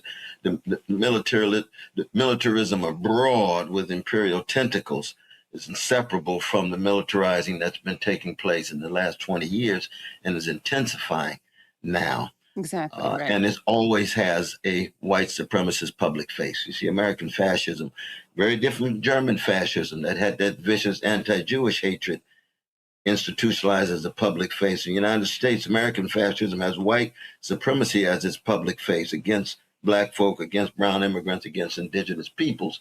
But of course, class sits at the very center of it, and predatory capitalist processes sit at the very center of it. And that's kind of the point, right, is to distract from the predatory capitalist nature of it and divide and conquer and pit people against each other? That's precisely it, my dear sister Katie, that if every immigrant, documented, undocumented, disappeared tomorrow, the American empire is still a sick place. The grotesque wealth inequality would still be in place. The same kind of policies tilted toward the well-to-do, tilted toward power elites and ruling class, still would be in place. So it's an easy distraction to scapegoat the most vulnerable as opposed to confront the most powerful in the kind of multiracial movements that's required. And in this case now, it's just anti-fascist coalitions that is required. Can you talk about the issue? And of course, Malcolm X spoke about the chickens coming home to roost, but a lot of people, of course, are well versed in the idea of the imperial boomerang. But you, as someone who's so astute and insightful, I would just love to hear your thoughts on that and your explanation of how that works and how we're seeing it today. Well, Martin King said that the bombs that are dropped were dropped in Vietnam, land in ghettos, land in poor white communities, land in barrios, land in reservations. There's an intimate connection between, on the one hand, the attempt to subordinate, the attempt to completely undermine sovereignty of other nations and steal presidents and kidnap leaders and so forth, and at the same time restrict rights and liberties for those in the American empire, in the United States. And of course, when it comes to resources, the overwhelming resources that flow toward military budget and the underdeveloped resources, or the less resources flowing to education, flowing to health care, flowing to public safety for everyday people.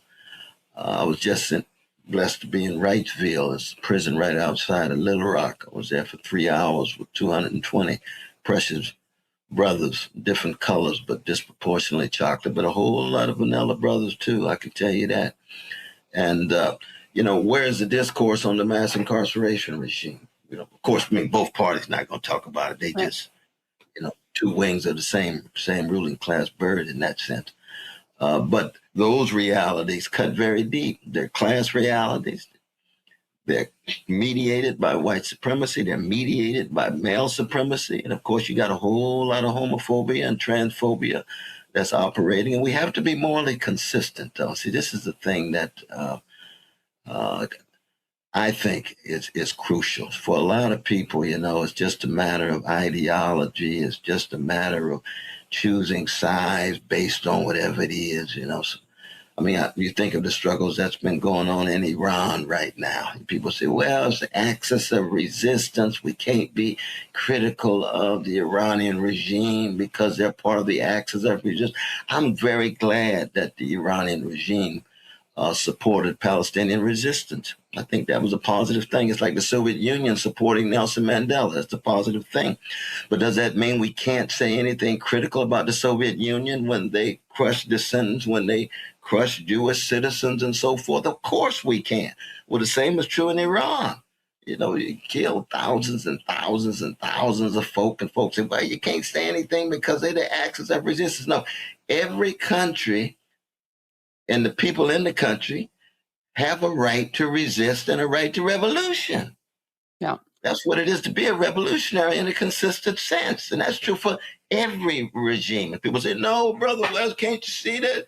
Without Russia, without China, without Iran, American imperialism will run rampant.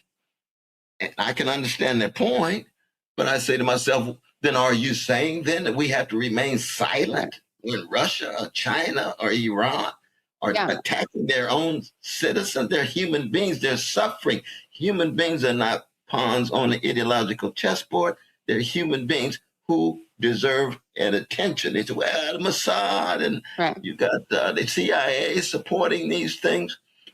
And of course that's true. Of course the CIA and the Mossad and so forth have been trying to destabilize the Iranian regime. But the Iranian regime has been so thoroughly repressive with execution, just outright fascist in its treatment of its precious human beings who are in that regime. So the question is, we have to be able to talk honestly about the barbarity of Gaza, the genocide that's been taking place under U.S. imperial auspices mediated by the Israeli occupation and the Israeli elites, but also have the courage to say the resistance taking place in Iran is not completely orchestrated by external forces, and therefore we can't say a mumbling word about the mullahs who are engaged in such massive repressive activity. And this is true for any society. Right. No, I think that's true. And there are things, there are dynamic. I mean, what I liked so much about what you just said is you didn't really deny the way that international politics and multipolarity work, but you say that at the same time, there are things within countries. You can't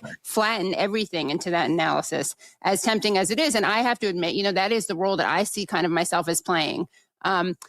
Given that mainstream media, I think it's interesting because what we're seeing is that there's obviously a tendency in mainstream media to go in one direction, and then sometimes alternative leftist media will go in the other direction in an attempt to balance, but then that can also be alienating and almost feel treasonous for some people who are looking for kind of the truth in a way that doesn't kind of serve either agenda. Which is a whole, we should do a whole different chat on this where we really get into it, because I think it's a really fascinating thing.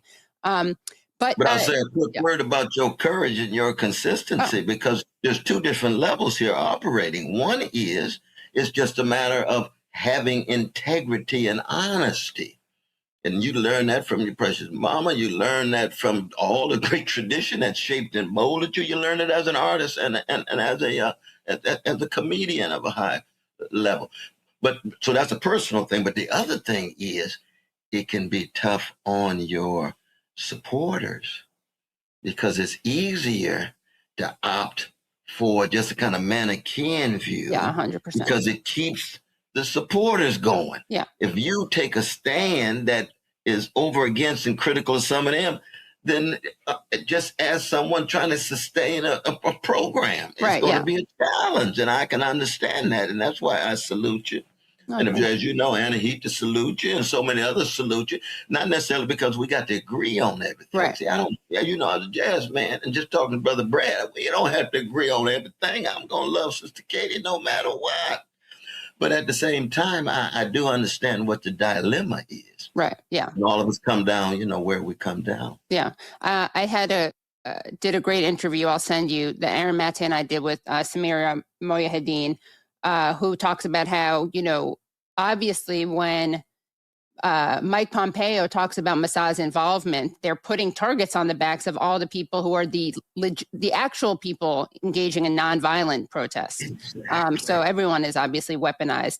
I wanted to ask you about what we're seeing now in the United States, going back to this issue, even though, of course, these issues are interconnected, as we were just mentioning. But, you know, something that you've been very astute about is the way that Trump is on some levels an aberration and on other levels a continuation. And you, of course, ran outside of the two-party system. But talk about the way that Trump is different and yet not so different. What is different about him? What is cosmetic? What is actually substantive? And, you know, can we organize more? Because this is an argument made by many. Knowing that both sides are evil, is it easier to organize under a neoliberal tyranny than it is under a neo-fascist tyranny? Because I think that's an argument, for instance, that, you know, Angela Davis says, my late uncle, who was in rejoined the Communist Party, would say. What are your thoughts on that question?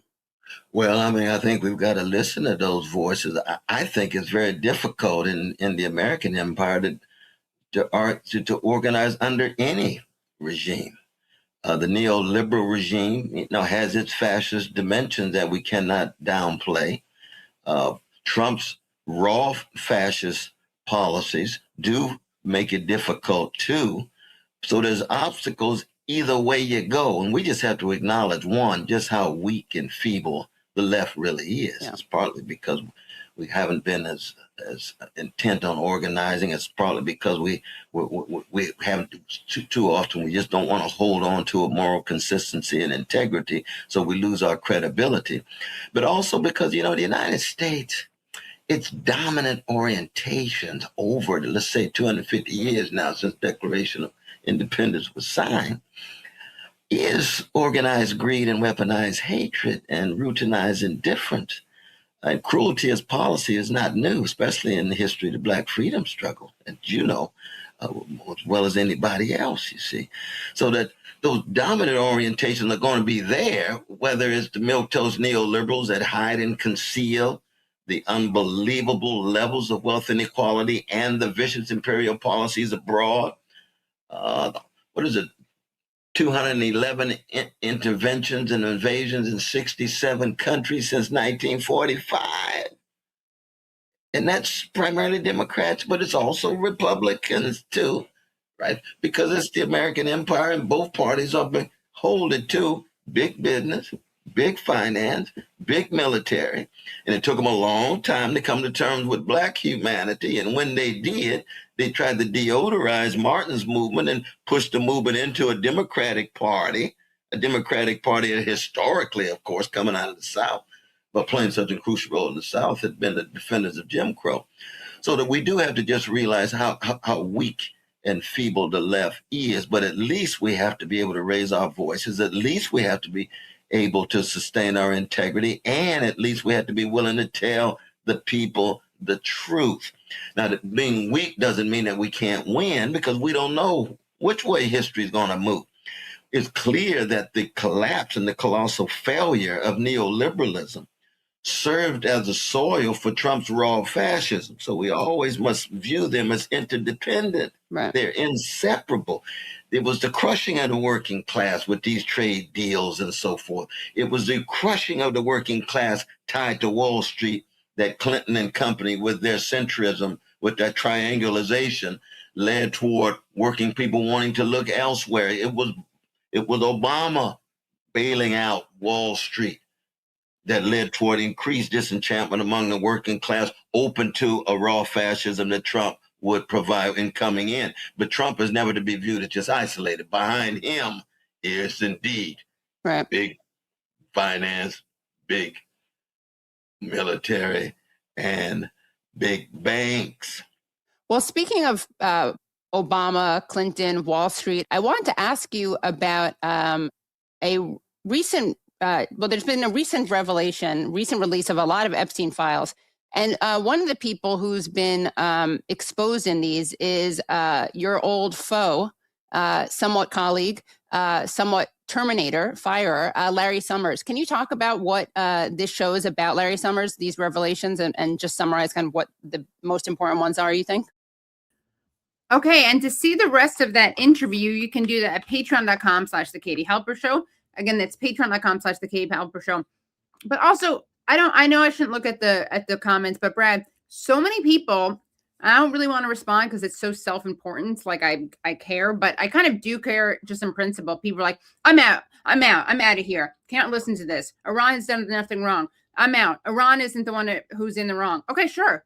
I probably actually agree with you, but you can't stand to listen to someone who disagrees, or like you can only watch when I have Dr. Morandini on. Like, that's just pathetic. Grow up and grow a thick skin. I can listen to people who disagree. And it's funny because he says that in the interview, he's like, it's hard on you. And, like, boo-hoo, what was me. But what's funny is that it is true. Like, if I wanted to make tons of money and blow up my channel, I would never have I would have the exact same view.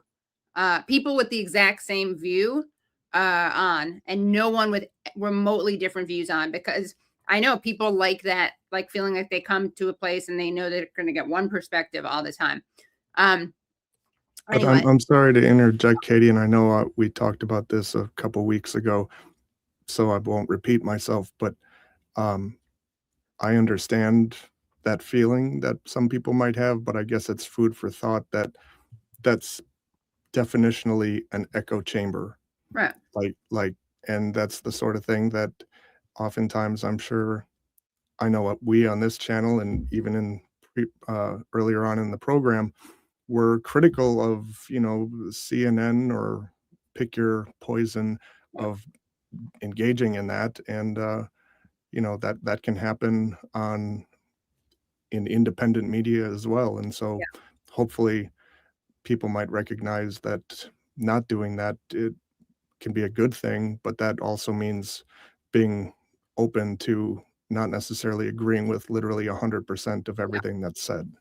Yeah, and it's just ridiculous. I mean, it's not really that hard to understand that there are people in Iran who are unhappy with the government, which I don't call a regime, I call it a government, because I think that that's just one ideological way of sneaking in bias. I think that this show overwhelmingly, and even Cornel and I agree that sanctions are terrible. I don't remember if we talk about sanctions in this part or the other part, but I mean, again, I'm just being honest. Like, I feel I get how would I say this? I have people on my show who will disagree with each other. In fact, I was thinking that it would be cool for me to have, we should do a segment called like Squash the Beef or something, and have like people who disagree with each other on. I'm imagining like whatever animated intro I could come up with for that, like a piece of beef being squashed or something. Yeah, exactly. That would be great. I was just chuckling because Jexter Jackson says, my echo chamber doesn't allow voices I disagree with. Yeah, basically, yeah. Yeah, and also people are like, he is a sheepdog. He literally ran his third party. He ran his third party. I mean, if that's sheepdogging, that's some like, what's it called? Fourth dimension chess. Anyway, fourth dimensional chess. Anyway, well, all right. That's the Cornel segment. And we are going to move along to our next segment. And we're going to talk about an amazing person named Rene Lichtman.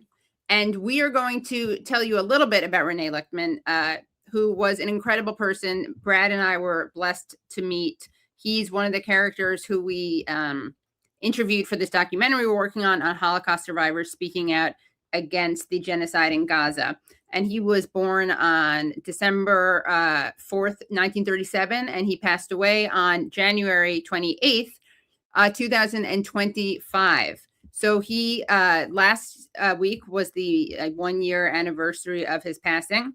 And I was thinking about him a lot. Last week we had actually on some Holocaust survivors, a Holocaust survivor and the son of a survivor. We had them on to talk about Holocaust Memorial Day, which was observed last week, and that's a great interview if you missed it.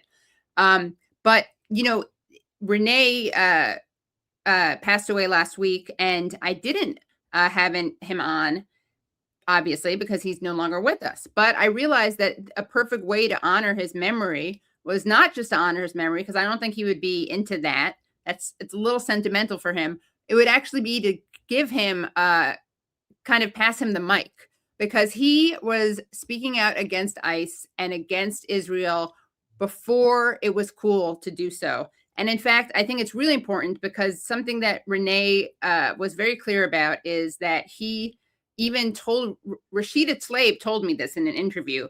She said that he said to her, "Use me, please use me." He wanted to be used, quote unquote. He wanted to lend his credibility and his voice to do good in the world, basically. And he knew that being a Holocaust survivor, like, rightfully gave him a certain authority.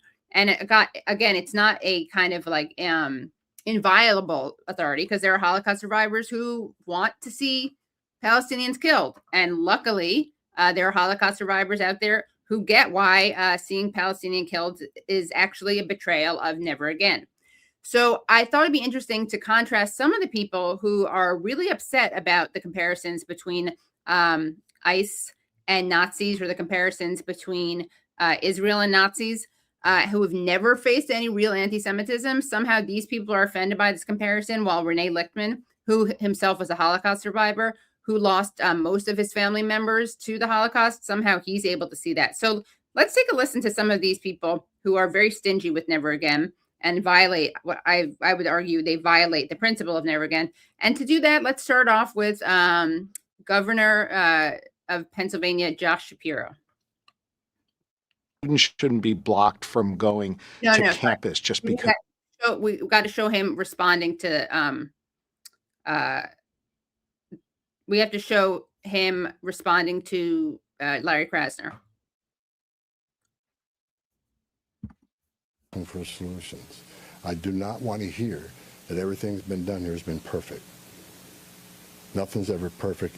And President Trump and I, along with others in the administration, have recognized that certain improvements could and should be made. Tom Homan's taken his marching orders from the president, and what I understood, and the reason that I believe there's an opportunity for something to do here, because just to be very clear, what the White House wants is for these scenes on the streets to stop. Governor Tim Walz and the border czar Tom Homan. Joining us tonight to talk about that and other things, Pennsylvania Governor Josh Shapiro. His new book, Where We Keep the Light, Stories from a Life of Service, is out right now. Governor, welcome back to Special Report. Good to be with you. Thanks, Brett. I want to ask you about the ICE situation, what's happening in Minnesota and across the country.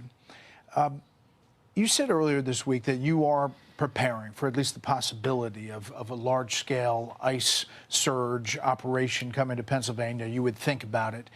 In that case, do you support state and local authorities cooperating with ICE on their job? We're not a sanctuary state in Pennsylvania. Philadelphia is a sanctuary city, but we're not a sanctuary state. And I do believe in law enforcement collaboration at all levels, local, state, and federal.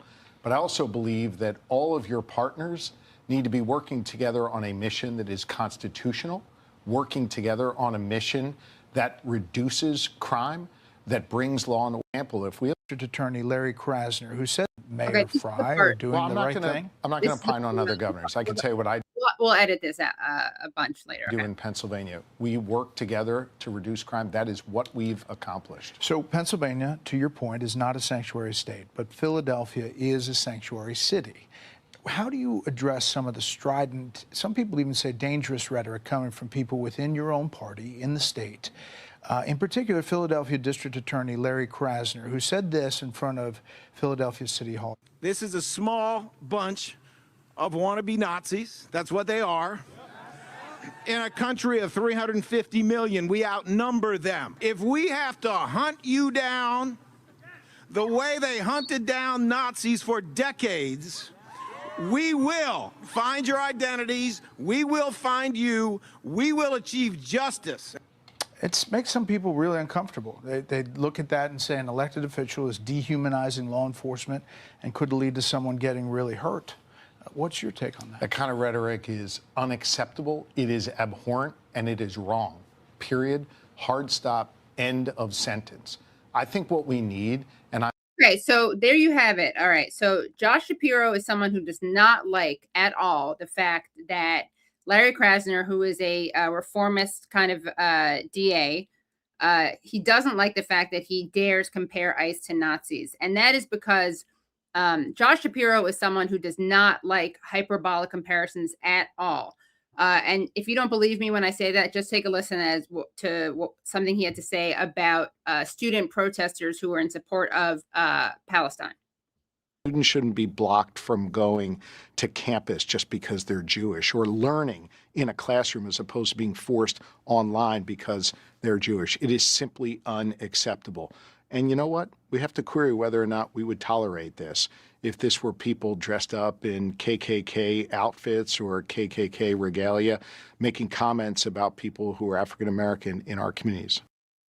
Okay, right. So if you believe in freedom for Palestine, if you believe that children should not be blown into bits, you are a lot like the KKK. Great comparison. So just to clarify, Josh Shapiro is not okay with comparing ICE to Nazis, but he's A-okay with comparing non-violent, unarmed protesters who don't want to see Palestinian children killed to the KKK. Totally fair, very consistent moral standards. Let's take a look at another person who is very bothered by the comparisons between ICE and the Nazis. Trigger warning, once again, this is going to be Batya Ungar-Sargon reacting to the comparisons that she's very upset about. Another week, another slew of Democrats calling ICE, Donald Trump, and his advisor, Stephen Miller, Nazis. Many of us grew up reading that story of Anne Frank. Somebody's going to write that children's story about Minnesota. Stephen Miller, who basically is a copycat of the Nazis. Do not compare ICE or Border Patrol agents to the Nazis. That's an unfair comparison. The Nazis were willing to show their faces. Did you catch that? ICE is actually worse than the Nazis. You got to hand it to the Nazis, says Stephen Colbert. At least they didn't wear masks. As someone who half my family was murdered by the actual Nazis, let me explain why this is so offensive. Okay, actually, no. Instead of listening to you, Batya, who lost some people during the Holocaust, and of course that's regrettable and tragic and outrageous and infuriating, and I too lost family members to the Holocaust. But you know who has a little bit more cred on this issue? I would have to say would be Rene Lichtman, someone who lost his own father and many other relatives during the Holocaust, and yet somehow he sees that it's appropriate to compare ICE to Nazis. As you can see from this poster he made, which says ICE equals swastika and has a photo of children in a concentration camp. And again, this is someone who was in hiding during the Holocaust, whose father was killed fighting Nazis, and whose family in Poland was wiped out.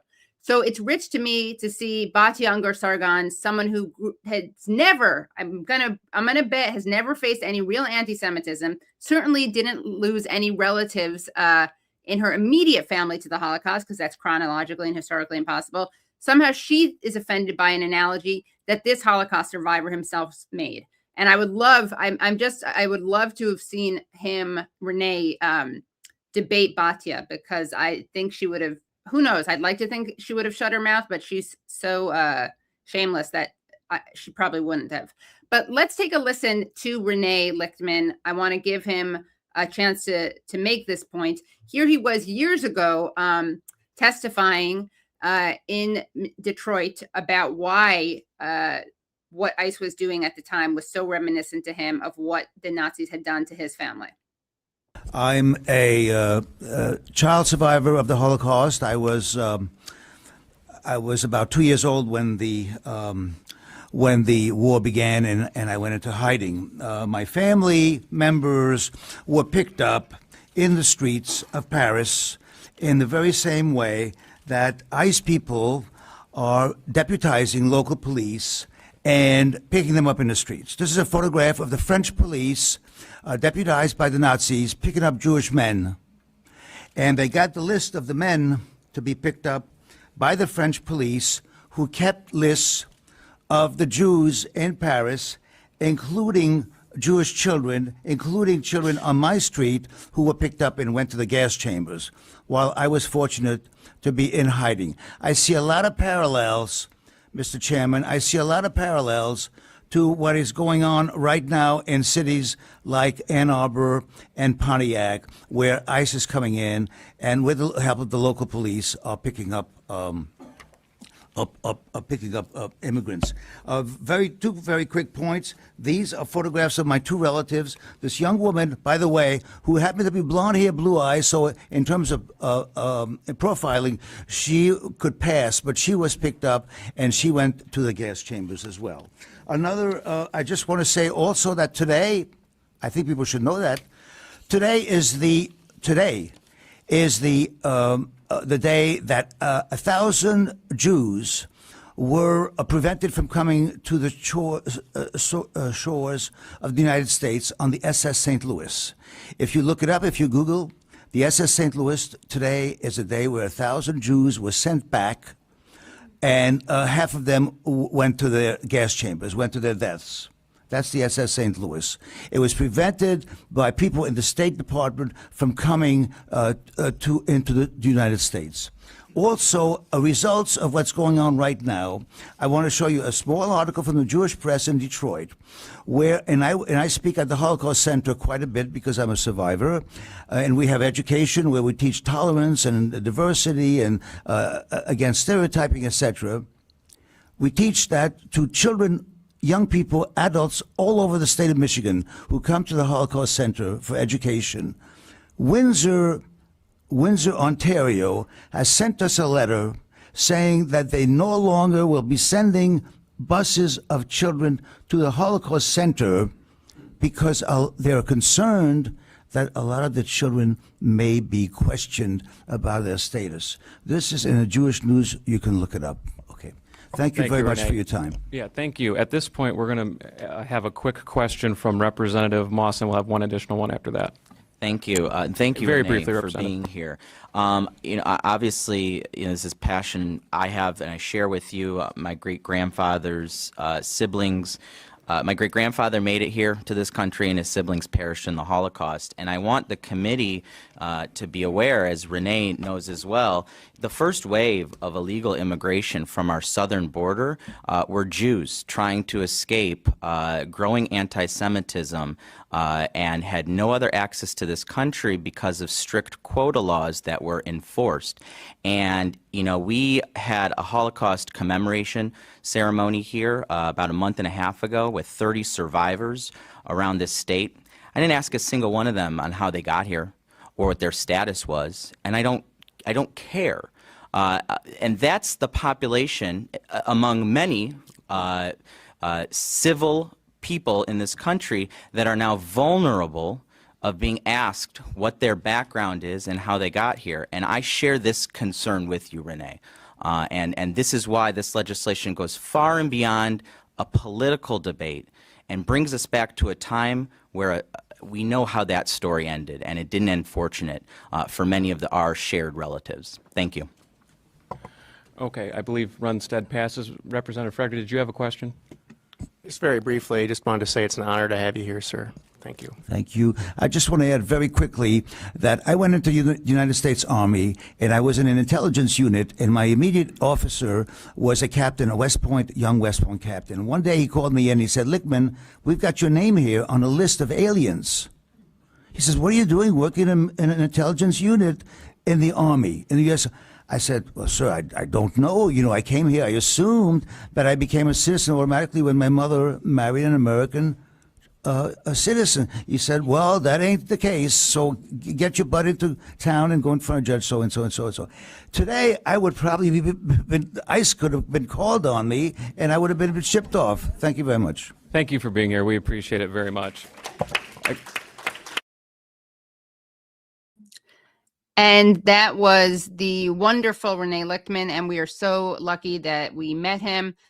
We are going to play a clip of Rashida Tlaib, who honored him when he passed away. She actually entered him into, I guess, the congressional record. So we're going to listen to Rashida Tlaib, and then I'm going to tell you a little bit more about Rene Lichtman, and then going to play another interview with him. This was the first time that I ever interviewed him. It was on this very show, but his words are so powerful. So again, although I'm very sad that he passed away, I'm so glad that we have his words that are still with us. So here is Rashida Tlaib. I want to honor the life and legacy of my dear friend Rene Lichtman, a Holocaust survivor and activist in our community who deeply was committed to justice in southeastern Michigan and around the world. He was my adopted uncle. Rene passed away at 87 years old, dedicated his life to teaching others about the Holocaust, ensuring that stories of survivors would never be forgotten. He worked so hard to live by the mission of never again to anyone. Through his art, film, and photography, he captured the resilience of the human spirit, and through his activism, he fought for social justice and an end to human suffering. At the age of 63, Rene got his PhD in instructional technology and spent 2 decades working at a hospital in our community. Even in the end of his life, Rene was painting, organizing with Jewish Voices for Peace in Detroit, and standing up for Palestinian human rights. His impact and legacy will live through his work and the countless lives he touched. May his memory and work live forever. I will miss you, Rene. I love you. So that was a really moving tribute from Rashida Tlaib, who worked with Rene Lichtman. And I'm just going to read a little bit about Rene, and then we're going to play another excerpt of an interview with him where he doesn't just compare ICE to Nazis. Well, he doesn't compare ICE to Nazis because ICE doesn't come up, but he compares Nazis to Israelis, which is something that's very painful for him, he said, to realize, but it was something he did indeed realize. Rene Lichtman passed away at 87 years old in the Detroit area, which he called home for over 50 years. Rene was born in 1937 in Paris, France, to parents Helen and Jacob Zajman. He immigrated to the U.S. with his mother in 1950 when he was 12 years old.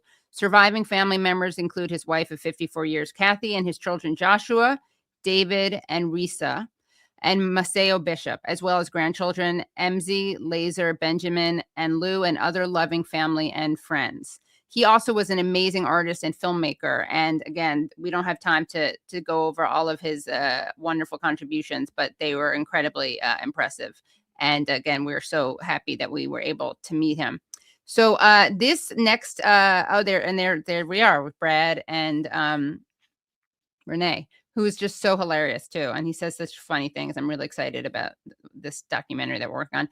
So I'm going to end the show by playing another excerpt from an interview with Rene. And here he is reflecting on Gaza, on the Holocaust. And just so you know, he was basically fired as a lecturer at this Holocaust museum because they refused to talk about the Gaza genocide. So what he did after they refused to talk about it is he would protest across the street. They would do a vigil across the street, and he co-founded something called the Coalition Against Genocide, which continues to meet. So again, there you have it, that his activism is still with us, even though he's not. So here is the interview. You have these people that are pretty openly fascist, I would say. They're called extremists or white supremacists or whatever they are. But their action, their behavior, as you can see, to me, it's such a shock what's going on in Gaza, what has going on. gone on in the name of the Jewish people. It's beyond belief. And as someone who's been a speaker in the Holocaust Center here, and also in the general community, I've been invited to speak in schools a lot. And I always talk about at the end, you talk about the lessons of the Holocaust, and you try to paint a kind of more positive picture as to the lessons. You talk about, lessons have taught me against stereotype, against intolerance, accepting diversity, things like that. Well, and never now, again. And never again to anyone, because that's what I meant. Of course, the right wing would say never again to the Jews. I mean, they're only interested in their issues. The thing about the Jewish community, they are the most oppressed. They're the biggest victims, right? There's a kind of a hierarchy of victimhood in the Jewish community, especially in the Holocaust and the survivor community, who suffered more. So even today, as they're doing these horrible things in Gaza, they see themselves, Israelis, Jews, here in Detroit, they see themselves as victims. And the oppressor is, the typical anti-Semites, or the Nazis, or now they're the Arabs or the Palestinians, and they're not real. The Jewish people have dehumanized Arabs. They've dehumanized in the same way, and I learned this a long time ago, the way that Americans dehumanized the Vietnamese. I remember the period when I was pretty active in the anti-Vietnam movement, where the propaganda that we had here, the media, we dehumanized Vietnamese. They were not human beings, they were gooks. And so for target practice in the military, I remember seeing these, they would have these images of slant-eyed people, and they were all the enemies. So that gave permission to our U.S. soldiers to kill children, because they were, of course, carrying grenades, and justified killing civilians very much exactly the way Jewish troops today, these young kids who know nothing, these soldiers who've been brainwashed, are killing civilians. And this way, this time it's much worse, because it's really not one-on-one contact where you're looking at the eyes of the civilian you're going to kill. This time it's from the air, right? A lot of it is just these long-distance murder of civilians and children. And the alibi is, well, they're using them as human shields, which is just lies. And I learned that years ago, little by little, as these various operations by the Israelis against Palestinians have occurred, that, there were all these excuses that the Israeli military had. They were using civilians as human shields. And I remember, again, the terrorists were doing that. And I remember saying, it's really strange. There were all these children who've been killed, who've been used as human shields. But so who, if you've killed the terrorists, where are these terrorists? All these terrorists that have been killed, you never see who they are, really, because a lot of them are just civilians. But those are the excuses that the Jewish people and the media, especially the media in Israel and the media in the United States, put forward. So Jews do not see Arabs or Palestinians especially as we've dehumanized them. And I see it as genocide. I see it as equivalent. It's difficult for me to say that, but it's equivalent to what happened in the Holocaust. Now, you could say the numbers are different. You can get into all these distractions, etc. But in terms of what it's doing and what it's done to first the Holocaust, I could never, as a speaker, I'm sure these speakers like myself, they're being asked at the end of their talk at a Holocaust museum or in school, well, you've suffered so much. How do you explain what you've done in Gaza? How do you explain that? All these civilians who've been killed, all these children, and I'm supposed to represent children. I talk a lot about children because 1.5 million Jewish children were murdered by the Germans. And how did they do that? one way it was explained by Himmler, one of the Nazis, why these Germans were killing civilians and children, because these German soldiers were having PTSD in those days. They were killing civilians. And we know they were having those issues, emotional issues, because they wrote home letters to their family about that. And they complained to their officers that they were killing civilians and they didn't sign up for that. And to the degree where Himmler, second in command in the Nazis, went out in 43 and 44 to the Eastern Front and gave them pep talk. And he said to them, if it's very difficult for you Germans to be killing civilians. We know that because you're such a caring people. But you have to kill these children, because if you don't, they will grow up and be avengers. And that's the terminology he used, avengers. They will seek revenge on you for what you did to their family members. And that's what the Israelis are doing and saying and thinking when they kill Palestinians. It's preventive murder. If we don't kill them now, they will grow up and become avengers. And so, but what it's doing in practice, of course, it's creating recruits for the what I call the Palestinian resistance. And I've talked about this where I see the resistance, Hamas, as equivalent to the Jewish ghetto uprising. I see them as resistance, as maybe not freedom fighters the way they were in Vietnam, but in the ghetto, in the Jewish ghetto, the young people, and they were always left-wing socialists or communists who organized this resistance, and their thinking was, we're going to be murdered, we're going to die, and we want to take some of them with us, which they did. They killed quite a few Germans. And Norman Finkelstein talks about that these young people in Gaza, which is an open-air concentration camp, and he's not the only one that said that. A lot of political people have said that long before him, that Gaza is an open-air concentration camp. You can't get in, you can't get out. These people are born there. They're the second generation from the Nakba, where they were kicked out of Israel. They went to Gaza. They were born there. They lived there. They're going to die there. And with that mentality, I could see where young people joining resistance, and the resistance would be Hamas. And the Nakba, I would say, by the way, it's not like it happened once. It's been, I'm not the only one saying that. Analysts have said that as well. It's continued until today. The Nakba has really, that the Israelis have continued to try to kick out the Palestinians. The Nakba was when about 800,000 Palestinians were, during the War of Independence, all these Palestinians left, either from their own accord, or there was terrorism against them, their villages, etc. They left, thinking they could come back. But of course, once they left, the Israelis, the Zionists, realized we're not going to let them back in.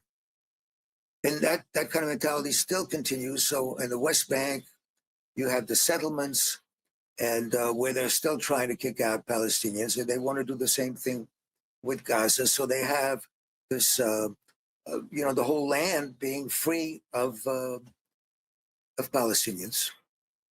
So you said that you became critical of Israel after it turned right wing, but from what you're saying right now, the founding of Israel through the Nakba was, ethnic cleansing, right? So is it that you didn't know about that, or you kind of didn't pay attention to it? Were you in denial of it? Yeah, I didn't. I knew. Yeah, denial is a big part. Today especially. The Israeli people, and I'm saying this. Gideon Levy is the person you want to listen to on the Israeli journalist. Yeah, the Israeli journalist who's just really, really. So I learned a lot through these people that are part of what's called the new historians. There's about 3 or 4 or 5 of them who have, written these books. Of course, they're now called, the traitors, et cetera, et cetera. They've had to leave. They couldn't get work. A lot of them in Israel. They've gone Ilan in Pappé, for instance. Pappé is one of them, and Avi Benny Schlein. Morris used to be one of them, but Benny that's a whole other Morris, story. Yeah. And Norman Finkelstein, of course, who, has to, we have to recognize in terms of the Israeli lobby, the Jewish lobby, in terms of its influence on U.S., especially the Congress, and, politicians paying them off all these years and helping to brainwash Jewish children. A lot of them, Jewish children who at some point realized when they went to Israel on these trips, well, wait a minute, there's all these other people there. Now, fortunately, I was given a tour by friends of mine in Jerusalem of the West Bank. And these friends of mine that were still there in Israel, in Jerusalem, they're part of these kind of human rights groups where they sit and they observe the border so that these soldiers don't humiliate. Humiliation is a big part. And the Israeli military learned that from the Nazis as well. The Nazis, the first step the Nazis were going to do was humiliate the Jews by cutting off their beards or making fun of them, et cetera, et cetera. And the Israelis do the same thing to the Arabs. And so, and they do that, for example, at the border. These young soldiers with these guns humiliate Palestinians at the border who are coming into work, etc. So these friends of mine are at the border, making sure that doesn't go on, And so these friends took me to the West Bank. I saw the conditions, not completely, but I was very aware of the two worlds. That's apartheid. Apartheid. I remember recently, well, you couldn't use a word like that. You couldn't use genocide, etc. But in the last 3 or 4 months, we've learned that no, it applies. People now use the word genocide, apartheid, ethnic cleansing, all these terms that are part of our vocabulary, because even the main media in the United States has been forced to recognize that. And so I little by little, I realized but I was always hoping for a two-state solution, and I still do, and I think it's still possible. People can get along if you don't have these people, whipping up hatred. And today you've got the extreme right wing in Israel who want to, Bibi is considered a centrist, believe it or not, Netanyahu, compared to these, yeah.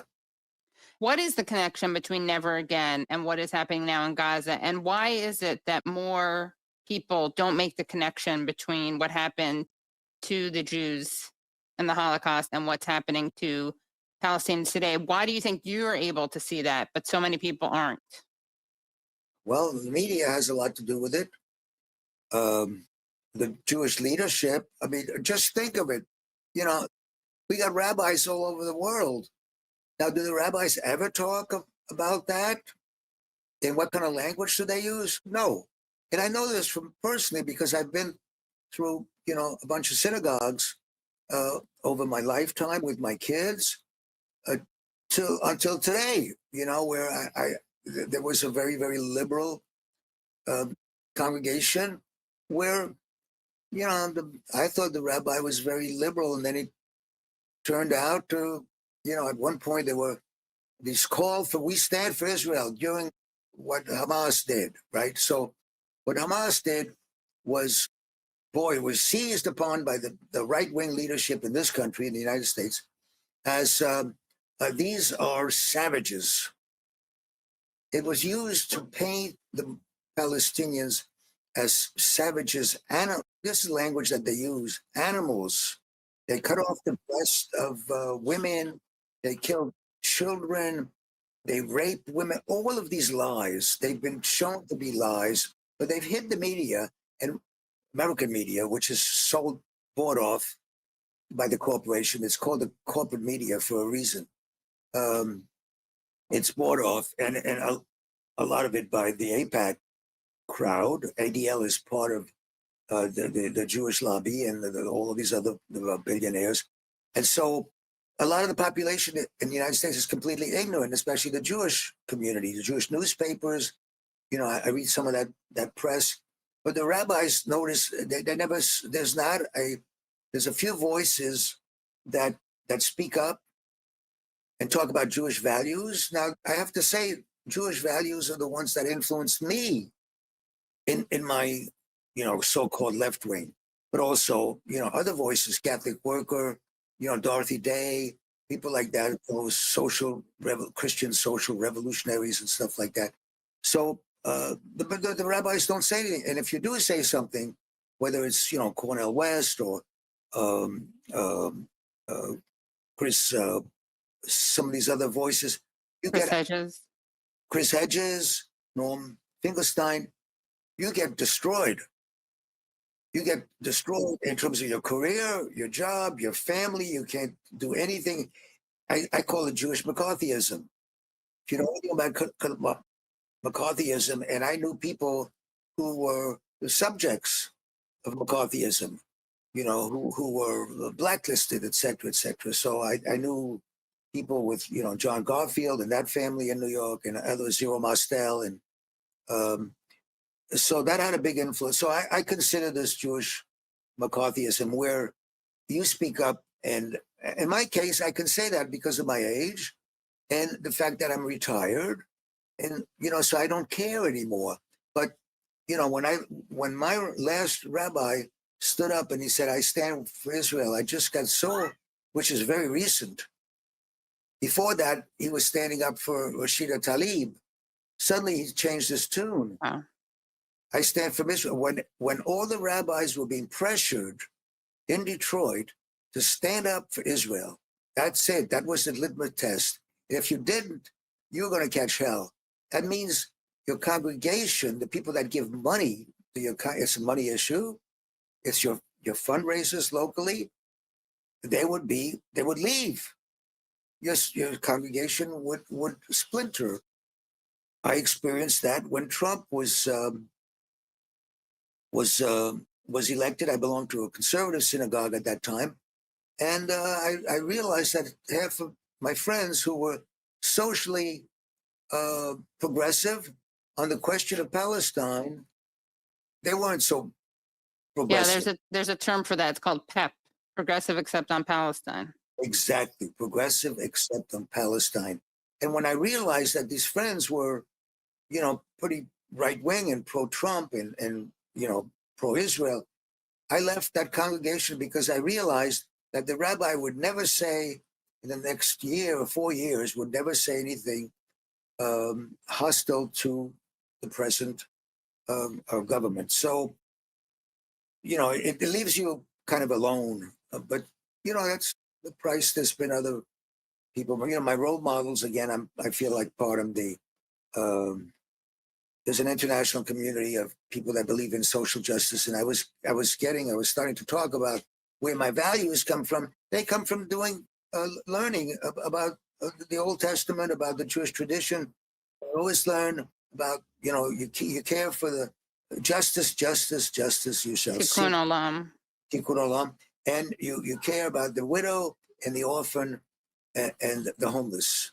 Those are the values that I believe in. Now, those are not the values of the right wing in Israel. As a matter of fact, the right wing, and there are some rabbis who've written about that, who are very right wing, and they say all this tikkun olam is baloney. They believe that the Jews belong on this land and nobody else does, and we're the most oppressed, and therefore, because of the Holocaust, we've been so oppressed that we can do anything and the world will not criticize us. So that when you think of European countries, they have such guilt still, including the Germans, about what they did, that they will not say a word against the Israeli leadership. Right, and they make Palestinians, though, pay for their crimes. The Germans do. Exactly. Yes, they're able to, kind of transfer that guilt. But I think the issue today, I remember there was a period a couple of years ago where in Europe, suddenly the Jewish community was not being attacked as a scapegoat for various issues, but it was the immigrants, these Muslim Arab immigrants that were the enemy, and that's still the situation. The enemy in Europe is the foreigner, and that means the dark-skinned people, or Africans, North Africans, etc. And so things have changed in Europe, but that's anti-foreign sentiment and right-wing equivalent. Israel right-wingers have allies in France and Italy, where they're also right-wing, also fascistic in terms of their views. And that was the wonderful Rene Lichtman, and we miss him so much, and we send our love and condolences to his family. And his memory and his activism lives on through his words, and we are so excited to be bringing this documentary, which will feature him in it, and just so grateful that we met him. And good night, everyone. Thank you so much for watching the show. To see the full interview with Cornel West, please go to patreon.com/The Katie Halper Show. Again, that's patreon.com/The Katie Halper Show. Also, please do remember to subscribe, because that's how you can make sure you don't miss any additional streams that we're doing. And you can do that by hitting subscribe and then pressing the bell. And also, please do become Patreon supporters if you can at patreon.com/The Katie Halper Show, and like the stream. That's a free way to support the show. Thank you so much, and see you next week. Bye, everyone. I